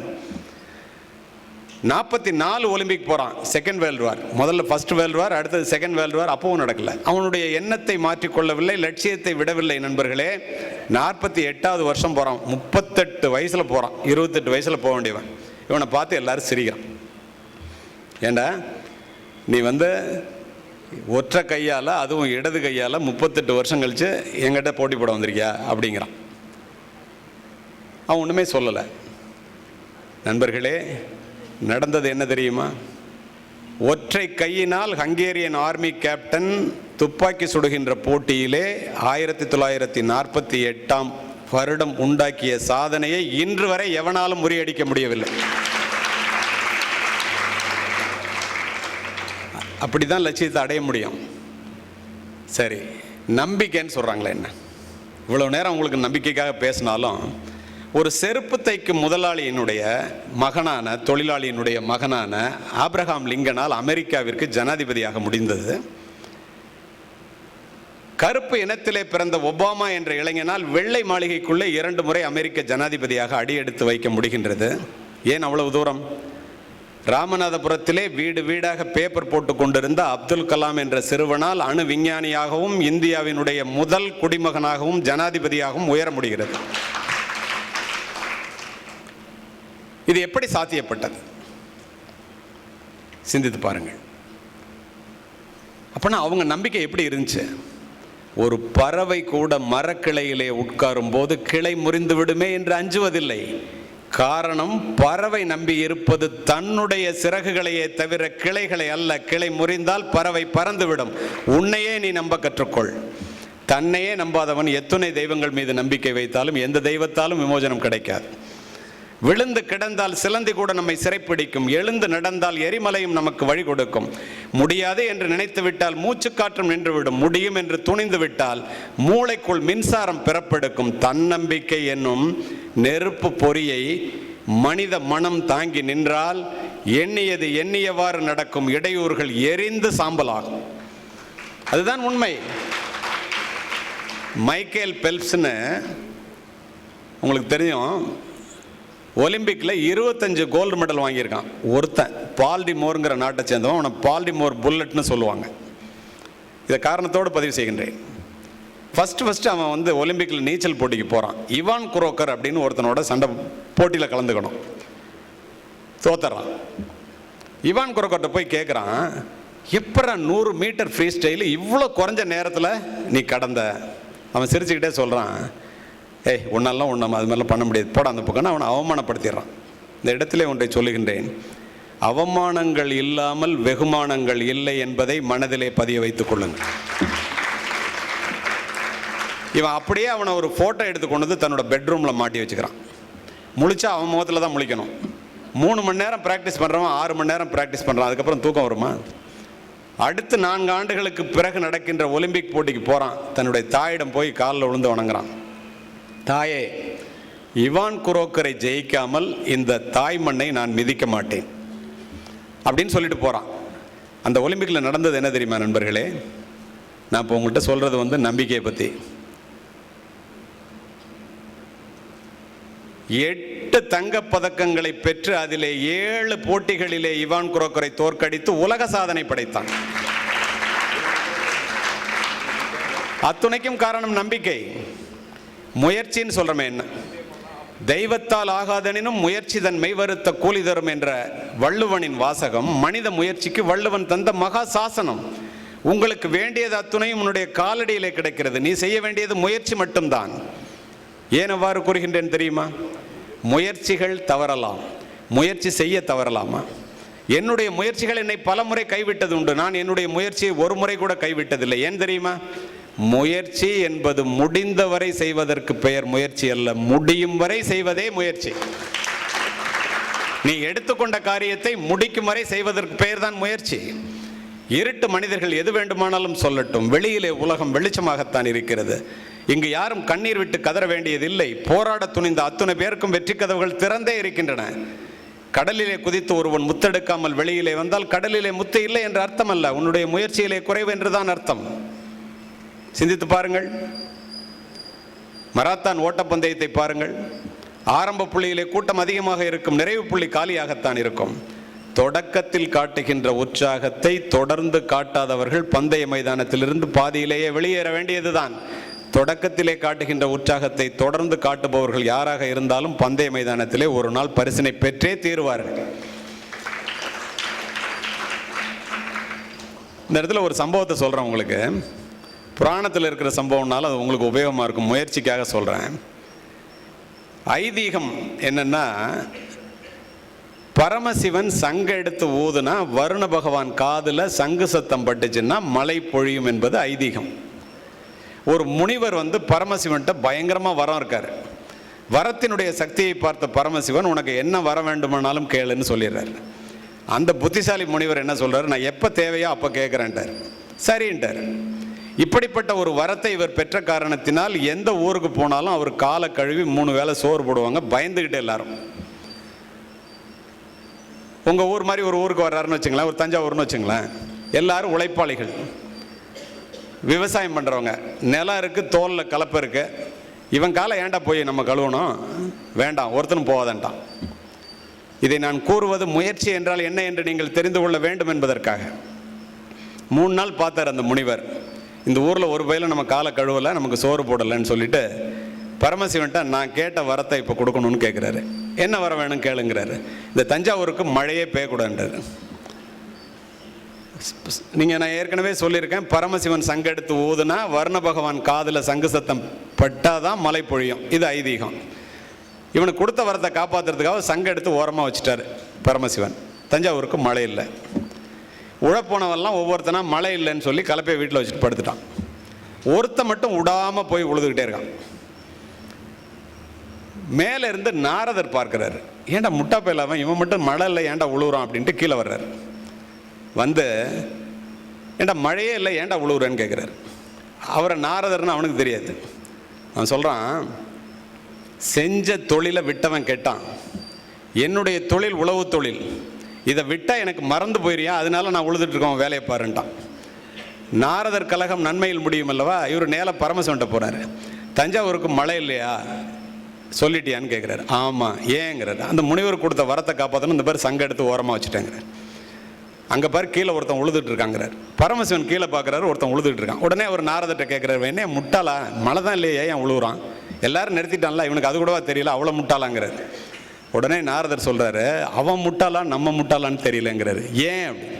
இல்லை, அவன்கிட்ட நான் போய் கேட்டேன், செஞ்சதை தொழிலை விட்டவன் கேட்டான், என்னுடைய தொழில் உழவு தொழில், இதை விட்டால் மறந்து போயிடும்னு சொன்னான்னு சொல்லிட்டு நாரதர் போயிட்டார். பரமசிவன் கொஞ்சம் நேரம் யோசித்தார். ஏண்டா நம்ம தொழில் சங்கூதர தொழிலாச்சே, நம்ம இவன் பேச்சை கேட்ட ஊதாம வச்சிருக்கிறமே, எடுத்து ஊதி பார்ப்போம் சங்கு ஊதுமான்னு சொல்லி எடுத்து போன்னு ஊதுனா மரண பகவான் மலையை கொட்டிட்டான். தெய்வத்தால் ஆகாதனினும் முயற்சி தன் மெய்வருத்த கூலிதான். அதுதான் முயற்சி, உழைப்பு. படிக்காமல் முன்னேறியவர்களை கூட நீங்கள் பார்த்திருக்கலாம், ஆனால் உழைக்காமல் முன்னேறியவர்களை யாரும் பார்த்ததாக சரித்திரமே கிடையாது. ஸ்டீவ் ஜாபாக இருக்கட்டும், பில் கேட்ஸாக இருக்கட்டும், அப்துல் கலாமாக இருக்கட்டும், மகாத்மா காந்தியாக இருக்கட்டும், உசைன் போல்ட்டாக இருக்கட்டும், டெண்டுல்கராக இருக்கட்டும், நெப்போலியனாக இருக்கட்டும், அலெக்சாண்டராக இருக்கட்டும், உழைக்காம முன்னுக்கு வந்ததா உலகத்தில் சரித்திரமே கிடையாது. Hard work is not a sacrifice, it is a must for your survival in the world. அதை புரிந்து கொண்டு உழைப்பதற்கு தயாராக இருப்பவர்கள் அத்தனை பேரும் வாழ்க்கையிலே வெற்றியாளர்களே. சரி, இதெல்லாம் இருக்கு. நான் 2 விஷயத்தை சொல்லி முடிக்கிறேன். ஒன்று நேரம், ஒன்று ஒழுக்கம். இப்போ இந்த நேரம்னு சொல்கிறோமே, எல்லாருக்கும் 24 மணி நேரம் இருக்குது. இதை ஒழுங்காக யார் பயன்படுத்துகிறாங்களோ அவங்கெல்லாம் வெற்றியாளர்கள். உங்களுக்கு ஆச்சரியமாக இருக்கும். கடந்து போன காலத்தை விலை கொடுத்து வாங்கும் அளவிற்கு பணக்காரன் உலகத்திலே பிறக்கவில்லை. நீ உண்மையிலேயே வாழ்க்கையை நேசிப்பவனாக இருந்தால் எக்காரணத்தை முன்னிட்டும் ஒரு வினாடியை கூட நீ வீணடிக்காதே. பொழுது போக்குவதற்காக இல்லை, பொழுது ஆக்குவதற்காக. எப்போதும் நான் பிஸியாக இருக்கேன் அப்படிங்கிறது அர்த்தம் இல்லை, எதற்காக பிஸியாக இருக்கிறேங்கிறது தான் முக்கியம். இதை ஏன் சொல்கிறேன்னா, இந்தியர்கள் கடிகாரத்தில் மணியை மட்டும் பார்க்கின்றோம், அமெரிக்கர்கள் மணியோடு சேர்த்து நிமிடத்தையும் பார்க்கின்றார்கள், ஜப்பானியர்களும் ஐரோப்பியர்களும் நிமிடத்தோடு சேர்த்து வினாடியையும் பார்க்கின்றார்கள். அதற்கு ஏற்றாற்போல் அவர்களுடைய முன்னேற்றம் அமைகிறது. 6 மாதத்துக்கு முன்னாடி சுவிட்சர்லாந்தில் பேசுகிறதுக்காக போயிருந்தேன். ஜூரிச்னு ஒரு ரயில்வே ஸ்டேஷன். அங்கே முடிச்சுட்டு ஜெர்மனி போகணும். ட்ரெயின் 8:03. டிக்கெட் விலை 57,000 ரூபா இந்தியன் கரன்சிக்கு. 2 பேர், நான் என்னுடைய மனைவியும். 1,14,000 ரூபா. 8:03 ட்ரெயின் வரும். அங்கே போய் ஒரு பிளாட்ஃபார்மில் இறங்கி மாறணும். வாக்கிங் டைம் 2 நிமிஷம்லாம் போட்டிருக்கான். அதில் புறப்பட்டுட்டேன். நான் காவல்துறை அதிகாரி, உங்களுக்கு தெரியும். இப்போ கூட உங்கள் மீட்டிங் ஆரம்பிக்கிறதுக்கு 10 நிமிஷம் முன்னாடியே வந்துட்டேன். ஆனால் மனைவியெல்லாம் அழைச்சிட்டு போகிறோம். ஒரு 5 நிமிஷம் லேட்டு. எவ்வளோ முயற்சி பண்ணி போனோம், 4 நிமிஷம் லேட்டாக தான் உள்ளே போனோம். போனால் ட்ரெயின் வரலன்ட்டு ஜூரிச் ரயில்வே ஸ்டேஷனில் 2 பேர் உட்காந்துருக்கோம். 10 நிமிஷம் ஆச்சு, ட்ரெயின் வரல. என்னடா இந்தியாவை விட மோசமாக இருக்கும் போல் இருக்கேன்னு நான் நினைக்கிறேன். நேரத்தினுடைய வலிமை, அதுக்காக சொல்கிறேன். 6 அடியில் ஒரு ஆள் வந்தான். ஆர் யூ டிஃபென்ஸ் பர்சனல் அப்படின்னா, ஐ எம் ஏ போலீஸ்மேன் அப்படின்னா. ஆர் யூ அன் ஏஷியன் அப்படின்னு கேட்டான். Yes, I am an Indian அப்படின்னு சொன்னேன். You fellows you are living for the next generation தான். என்னடா அப்படி சொல்கிறானேன்னு பார்த்தேன். என் ஒய்ஃப் சொன்னாங்க, அவன் கரெக்டாக தான் சொல்கிறான்னு. இங்கே உட்காந்துருக்கிற பெரியவங்களுக்குலாம் சொல்கிறேன், வரும்போது கூட சொல்லிட்டு வந்தேன் அவங்ககிட்ட. உங்கள் சம்பாத்தியத்தில் ஒரு 25% உங்களுக்காக செலவு பண்ணியிருப்பீங்களா? நீங்கள் பண்ணியிருக்கவே மாட்டீங்க, உங்கள் பிள்ளைங்களுக்காக தான் பண்ணியிருப்பீங்க. இனிமேலாவது பண்ணுங்கிறதுக்காக சொல்கிறேன். அப்போது ஏன் 10 நிமிஷத்தை வீணாக்கிட்டு உட்காந்துருக்கேன், நான் கேமராவில் பார்த்துட்டு வர்றேன்னு என்கிட்ட கேட்டான். நான் சொன்னேன், ஐயோ உன் ட்ரெயின் வரல, என்ன போய் நேரத்தை வீணாக்குறேன்னு சொல்கிறேன். டிக்கெட் எடுத்து காமிச்சான், வாங்கி பார்த்தான். 1 மணி நேரத்துக்கு 850 கிலோமீட்டர் வேகத்தில் போகிற புல்லட் ட்ரெயினுக்கு நீ டிக்கெட் போட்டிருக்க, அது நேரம் பாதி தூரம் போயிருக்கியா, நீ லேட்டாக வந்தியான்னு கேட்டான். 5 நிமிஷம் தான் லேட்டுன்னேன், அதனால தான் ட்ரெயினை விட்டேன். நான் 1,14,000 ரூபா போயிடுச்சு. மனைவி அப்படி பார்த்தேன், அதுக்கு மேலே ஒன்றும் செய்ய முடியாது இல்லையா. பார்த்துட்டு பக்கத்தில் ஏர்போர்ட் இருக்குது, நீங்கள் அதில் போய் டிக்கெட் எடுத்துகிட்டு போகலாம் அப்படின்னு சொன்னோன்னே ஏர்போர்ட்டுக்கு போகலான்னு வேகமாக திரும்பினேன். நடந்த சம்பவம். இந்தியாக்கார் மாதிரி ஒருத்தர் குடும்பத்தோட பிள்ளைங்களோட வேக வேகமாக ட்ரெயினுக்கு ஏர்போர்ட் பக்கத்தில் இருக்கும் ஃப்ளைட்டு லேண்டிங். அதுவும் அவர் ஏர்போர்ட்லேருந்து ரயில்வே ஸ்டேஷனுக்குள்ளே நுழைகிறார். பார்த்தா தமிழ்நாட்டுக்கார மாதிரி தெரியுதுன்னு பக்கத்தில் போனேன். என்ன கமிஷனர் சார், என்ன தெரியல, நான் தான் ஹைகோர்ட் ஜட்ஜு ஸ்ரீதர்னார். என்ன சார் அப்படின்னா, ஏன் நீங்கள் இங்கே நிற்கிறீங்கன்னாரு. எங்கே வேகமாக போகிறீங்கன்னு என்ன கேட்குறாரு அவர். இல்லை சார் ட்ரெயினை விட்டேன்னாரு. நான் ஃப்ளைட்டே விட்டேன்னாரு. உங்களுக்கு எவ்வளவு நஷ்டம்னாரு. 1,14,000 ரூபான்னா, உங்களுக்கு நான் 2,75,000 ரூபான்னாரு. இப்போ இதுலேருந்து என்ன தெரியுது, ஒரு மாதத்தினுடைய அருமை குறை மாதத்தில் பிள்ளை பெற்ற பெண்ணுக்குத்தான் தெரியும். ஒரு நாளினுடைய அருமை, ஒரு நாள் அரசு பதவியில் லேட்டாக சேர்ந்து ப்ரமோஷன் பக்கத்தில் உள்ள வாங்கிட்டு போனோம் அப்போ தான் தெரியும். ஒரு மணியினுடைய அருமை பரீட்சை எழுதுகிறவங்களுக்கு தான் தெரியும். ஒரு நிமிடத்தினுடைய அருமை என்ன மாதிரி ட்ரெயினையோ ஃப்ளைட்டையோ கோட்டை விட்டவனுக்கு தான் தெரியும். ஒரு வினாடியினுடைய அருமை, ஒரு வினாடி கண் அயர்ந்ததினால் விபத்திலே கையையோ காலையோ இழந்தவனுக்கு தான் தெரியும். நண்பர்களே, ஒரு மைக்ரோ செகண்டோட அருமை ஒலிம்பிக்கில் ஓடுற உசைன் போல்ட்டுக்கு தான் தெரியும். அது எத்தனை கோடி என்று நமக்கு தெரியும். உசைன் போல்ட் இதுவரைக்கும் ஓடின நேரம் ஒலிம்பிக்கில் 199 வினாடி. அவன் சம்பாதித்த பணம் $155 மில்லியன். நினைச்சு பாருங்க. இதிலிருந்து நாம் அறிவது என்ன? காலையிலே யாரெல்லாம் படுக்கையை விட்டு சீக்கிரமாக எழுந்திருக்கிறார்களோ அவர்கள் ஒருபோதும் வாழ்க்கையிலே தோற்பதே இல்லை. செருப்பு காலில் கடிச்சா எப்படி தூக்கி எறிவோமோ அது மாதிரி கண் விழித்தவுடன் படுக்கையை விட்டு முழிக்க வேண்டும். இன்னும் கொஞ்சம் நேரம் தூங்கலாம், கால் வலிக்குது, இடுப்பு வலிக்குது, மூட்டு வலிக்குதுன்னு அவுட்டு. நான் எல்லா இடத்துலையும் சொல்கிறேன், 3 மணிக்கு எழுபவன் முனிவன், 4 மணிக்கு எழுபவன் ஞானி, 5 மணிக்கு எழுபவன் அறிஞன், 6 மணிக்கு எழுபவன் மனிதன், 7 மணிக்கு எழுபவர்கள் எருமை என்பேன். நீங்கள் எத்தனை மணிக்கு எழுந்திருக்கிறீங்கன்னு எனக்கு தெரியாது.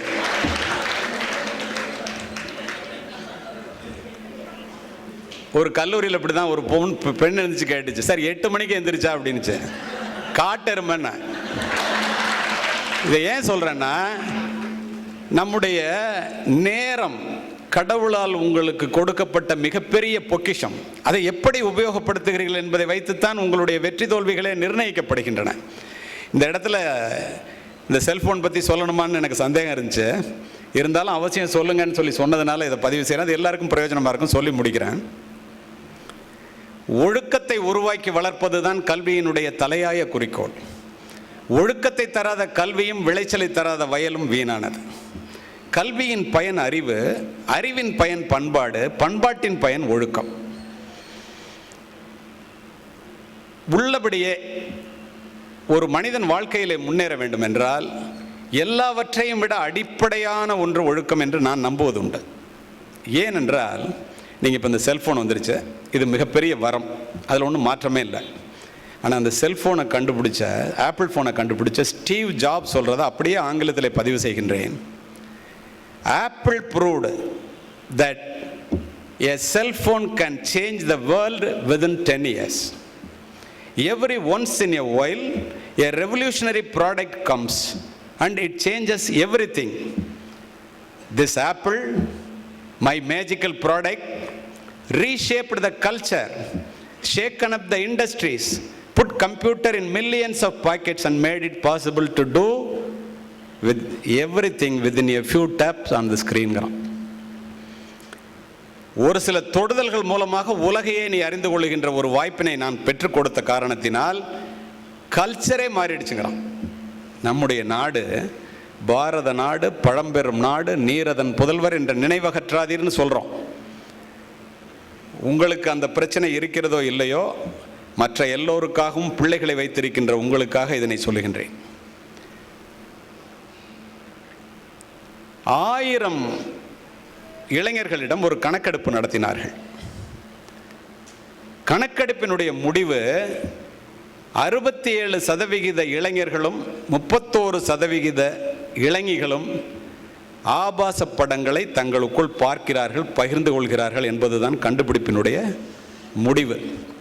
ஃபேன் ஃபிக்ஷன் என்னும் காமரசம் ததும்பும் இணையதளங்களை பார்த்த இந்திய மாணவர்களின் எண்ணிக்கை இந்த ஆண்டு மட்டும் 1 கோடி. எத்தனை பேருக்கு தெரியும்? செல்போன் என்பது it is an internet jungle. மூலிகை செடி இருக்கு, விஷ செடி இருக்கு, மிகப்பெரிய வரம் என்று சொன்னேனே. யூட்டிலிட்டி ஆப்ஸ் அதை யூஸ் பண்ணுறவங்களுக்கு அவ்வளவு வாய்ப்புகள். 19% பேர் தான். 81% பேர் தவறாகவே உபயோகிக்கின்றோம். பெற்றோர்கள் எல்லாம் செமி லிட்ரேட்ஸாக இருக்கிறதுனால பிள்ளைகளுக்கு அது ஒரு பெரிய வசதியாக போயிடுது. இந்த இடத்திலே ஒன்றை நான் பதிவு செய்கின்றேன். ஒரு சொடுக்கிலே அதிவேக இன்டர்நெட் இணைப்புகள் மூலம் திரையிலே வந்து விழுகின்ற ஆபாச படங்கள் என்ற வெள்ளம் அமைதியான இந்திய பிள்ளைகளினுடைய பண்பு நலன்களை அடித்து செல்கிறது என்பதுதான் மறுக்க முடியாத உண்மை. கவர்ச்சியை கடைவிரித்து காசு பண்ணுகிறார்கள். குடும்ப உறவுகளை கூட கொச்சைப்படுத்துகிறார்கள். எங்கு திரும்பினாலும் இதே சம்பவங்கள் பார்க்கின்ற இளைஞர்கள் இதிலே தான் உலகத்தில் உள்ள இன்பம் அத்துணையும் இருக்கிறது போல, இதை அனுபவிக்காவிட்டால் நாம் வாழ்க்கையிலே தோற்று விடுவோம் என்று இந்த காலத்து இளைஞர்களுக்கு மெச்சூரிட்டி வர்றதுக்குள்ள நாலேஜ் வந்துடுது. நமக்கு 40 வயசில் தெரிகிறது, அவனுக்கு 15 வயசில் தெரியும். இதை எப்படி ஹேண்டில் பண்ணுறதுன்னு தெரியாமலே இளைய சமுதாயம் தவறான வழியிலே பயணித்து கொண்டிருக்கின்றது. வேறு நாடுகளுக்கு போனீங்கன்னா Saudi Arabia, Kuwait, China, Japan, ஒரு ஆப் கூட தப்பான ஆப் வேலை செய்யாது. அங்கே போனீங்கன்னா இந்தியாவில் இறங்குனீங்கன்னா எல்லாம் திறந்துக்கும். கேட்டால் இது சுதந்திர நாடுங்கிறான், வெளிநாட்டிலேருந்து இயக்குறாங்கிறான். இதில் நம்மை தான் நாம் காத்துக்கொள்ள வேண்டும், நம் பிள்ளைகளை நாம் தான் காத்துக்கொள்ள வேண்டும். என் பிள்ளை நல்ல பிள்ளை அப்படின்னு நீங்கள் நினச்சிங்கன்னா படிக்கிற காலத்தில் செல்ஃபோனை வாங்கி கொடுத்துரு. அல்லது இளைஞர்களுக்கே சொல்லுகின்றேன், மவுண்ட் ரோட்டில் நடை தவழுகின்ற பிள்ளை நடந்து போனால் அது பத்திரமா அந்த பக்கம் போயிடுன்னா எவ்வளோ முட்டாள்தனமோ அவ்வளோ முட்டாள்தனம். காவல்துறை அதிகாரியாக நான் இதனை பதிவு செய்கின்றேன். அதையே சரியாக உபயோகப்படுத்தினால் அதை விட மிகப்பெரிய ஒன்று உலகத்தில் கிடையாது. என்னை உலகம் முழுவதும் எடுத்து சென்றது இந்த செல்ஃபோன் தான். ஆனால் இந்த செல்ஃபோனில் டூஸ் அண்ட் டோன்ட்ஸை ஒரு 10 நிமிஷம் பேசின ஒரு கல்லூரியில் உலகம் பூரா வைரல் ஆகிடுச்சு. ஸோ அதை நம்ம எப்படி யூஸ் பண்ணணும்? ஒரு ஃபேஸ்புக்கில் ஃப்ரெண்ட் ரிக்வெஸ்ட் தேவையானவங்கள்ட்ட தெரியாதவங்கள்ட்ட வந்தால் அக்செப்ட் பண்ணாத, தெரியாதவங்களுக்கு ஃப்ரெண்ட் ரிக்வெஸ்ட் கொடுக்காத. நேரிலே பேசுவதற்கு சங்கோஜப்படுகின்ற எதையும் செல்போனிலே பகிர்ந்து கொள்ளாதீர்கள். 2 கண்ணு பார்க்குதுன்னோ அல்லது உங்களுக்கு மட்டும்தான் தெரியும்னோ நீங்கள் செய்கிற அத்துணையும் அந்த பக்கம் 1000 கண்கள் பார்க்க முடியும் என்பதுதான் உண்மை. சமீபத்தில் பொண்ணோட பேரை சொல்ல விரும்பலை, ஜட்ஜ்மெண்ட்டை சொல்கிறவங்க எல்லாருக்கும், இங்கே இருந்து தமிழகத்திலே படித்து விட்டு ஜிண்டால் யூனிவர்சிட்டியில் MBA சேர்றதுக்காக ஒரு பொண்ணு போணுச்சு. அறிவுள்ள பெண், அழகான பெண். நார்த்தில் லா யூனிவர்சிட்டியில் 5 வருஷம் லா படிக்கிற 3ஆம் ஆண்டு படிக்கின்ற 3 மாணவர்கள், ஹிர்திக், கரண், சின்கான்னு 3 பேர். இந்த பொண்ணை ஏமாற்றி நான் கெடுத்துறேன் பாருன்னு சொல்லி ஃப்ரெண்ட்ஸுக்கிட்ட சேலஞ்ச் பண்ணிவிட்டு, எல்லோரும் பெரியவர்கள் அதனால் தெரிந்து கொண்டே ஆக வேண்டும், இந்த தவறு நடக்கக்கூடாது என்பதற்காக ஃப்ரெண்ட் ரிக்வெஸ்ட் கொடுத்துக்கிட்டே இருக்கான். ஒரு நேரம் அக்செப்ட் பண்ணிடுறேன்.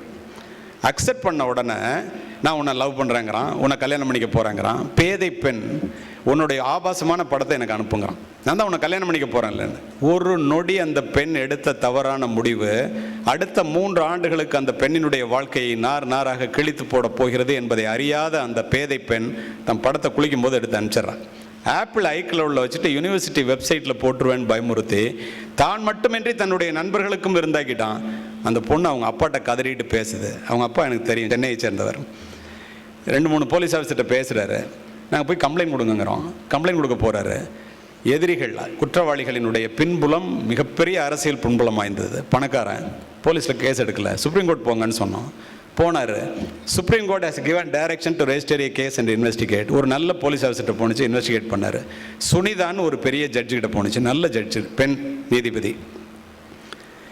வாட்ஸ்அப்பில் நம்ம அது அனுப்பிச்சோம்னா, இப்போ நான் அனுப்பிச்சு உங்களுக்கு வந்துச்சுன்னா நீங்கள் பார்த்தா எனக்கு ப்ளூ டிக் வருது இல்லையா? எலக்ட்ரானிக் ஃபார்ம் ஆஃப் எவிடன்ஸை வச்சு இது வரைக்கும் கன்விக்ஷனே கொடுத்ததில்லை. முதல் முறையாக it is just like a fingerprint. ஏன் ஃபிங்கர் பிரிண்ட் கன்க்ளூசிவ் எவிடன்ஸ்னா, there is no 2 fingerprints will be identical unless it is taken from the same finger of the same person.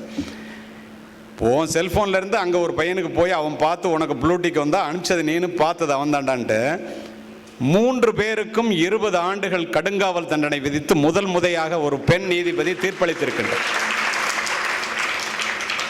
அப்போ நம்ம செல்ஃபோனை எவ்வளோ ஜாக்கிரதையாக உபயோகப்படுத்தணும் அப்படிங்கிறத எல்லாரும் தெரிஞ்சுக்கங்க. ரொம்ப நேரம் பேசிட்டேன், இதோட முடிச்சிடுறேன். தேடி சோறு நிதந்தின்று பல சின்ன சிறு கதைகள் பேசி மனம் வாடி துன்பமிக உழன்று பிறர் வாட பல செயல்கள் செய்து நரை கூடி கிழப்பருவம் மீதி கொடும் கூற்றுக்கு இறையென பின் மாயும் பல வேடிக்கை மனிதரைப் போல் நான் வீழ்வேன் என்று நினைத்தாயோம் பாரதி. பரவாயில்ல, அப்படியே அர்த்தத்தை புரிஞ்சுக்கிட்டீங்க. பிறப்பு ஒரு சம்பவமாக இருக்கலாம், இறப்பு ஒரு சரித்திரமாக இருக்க வேண்டும். இந்த இடம், இந்த தர்ஷினி அறக்கட்டளையானது ஒரு வளமான நிலம் என்பதை நான் அறிவேன். இதுவரை நான் உங்களிடம் பேசியது அத்துணையும் சொற்கள் அல்ல, அத்துணையும் விதைகள். வளமான நிலத்திலே விளைகின்ற விதைகள் ஆலமரமாக வளரும். விதைத்தவன் உறங்கினாலும் விதைகள் உறங்குவதில்லை. எல்லோரும் எல்லாமும் பெற வேண்டும். உங்களிடத்தில் இல்லாத நிலை வேண்டும். அமைதி காத்த அத்துணை நல்ல உள்ளங்களுக்கும் நன்றி. வாய்ப்பு கொடுத்த சௌமியா மேடத்திற்கும் நன்றி. வணக்கம்.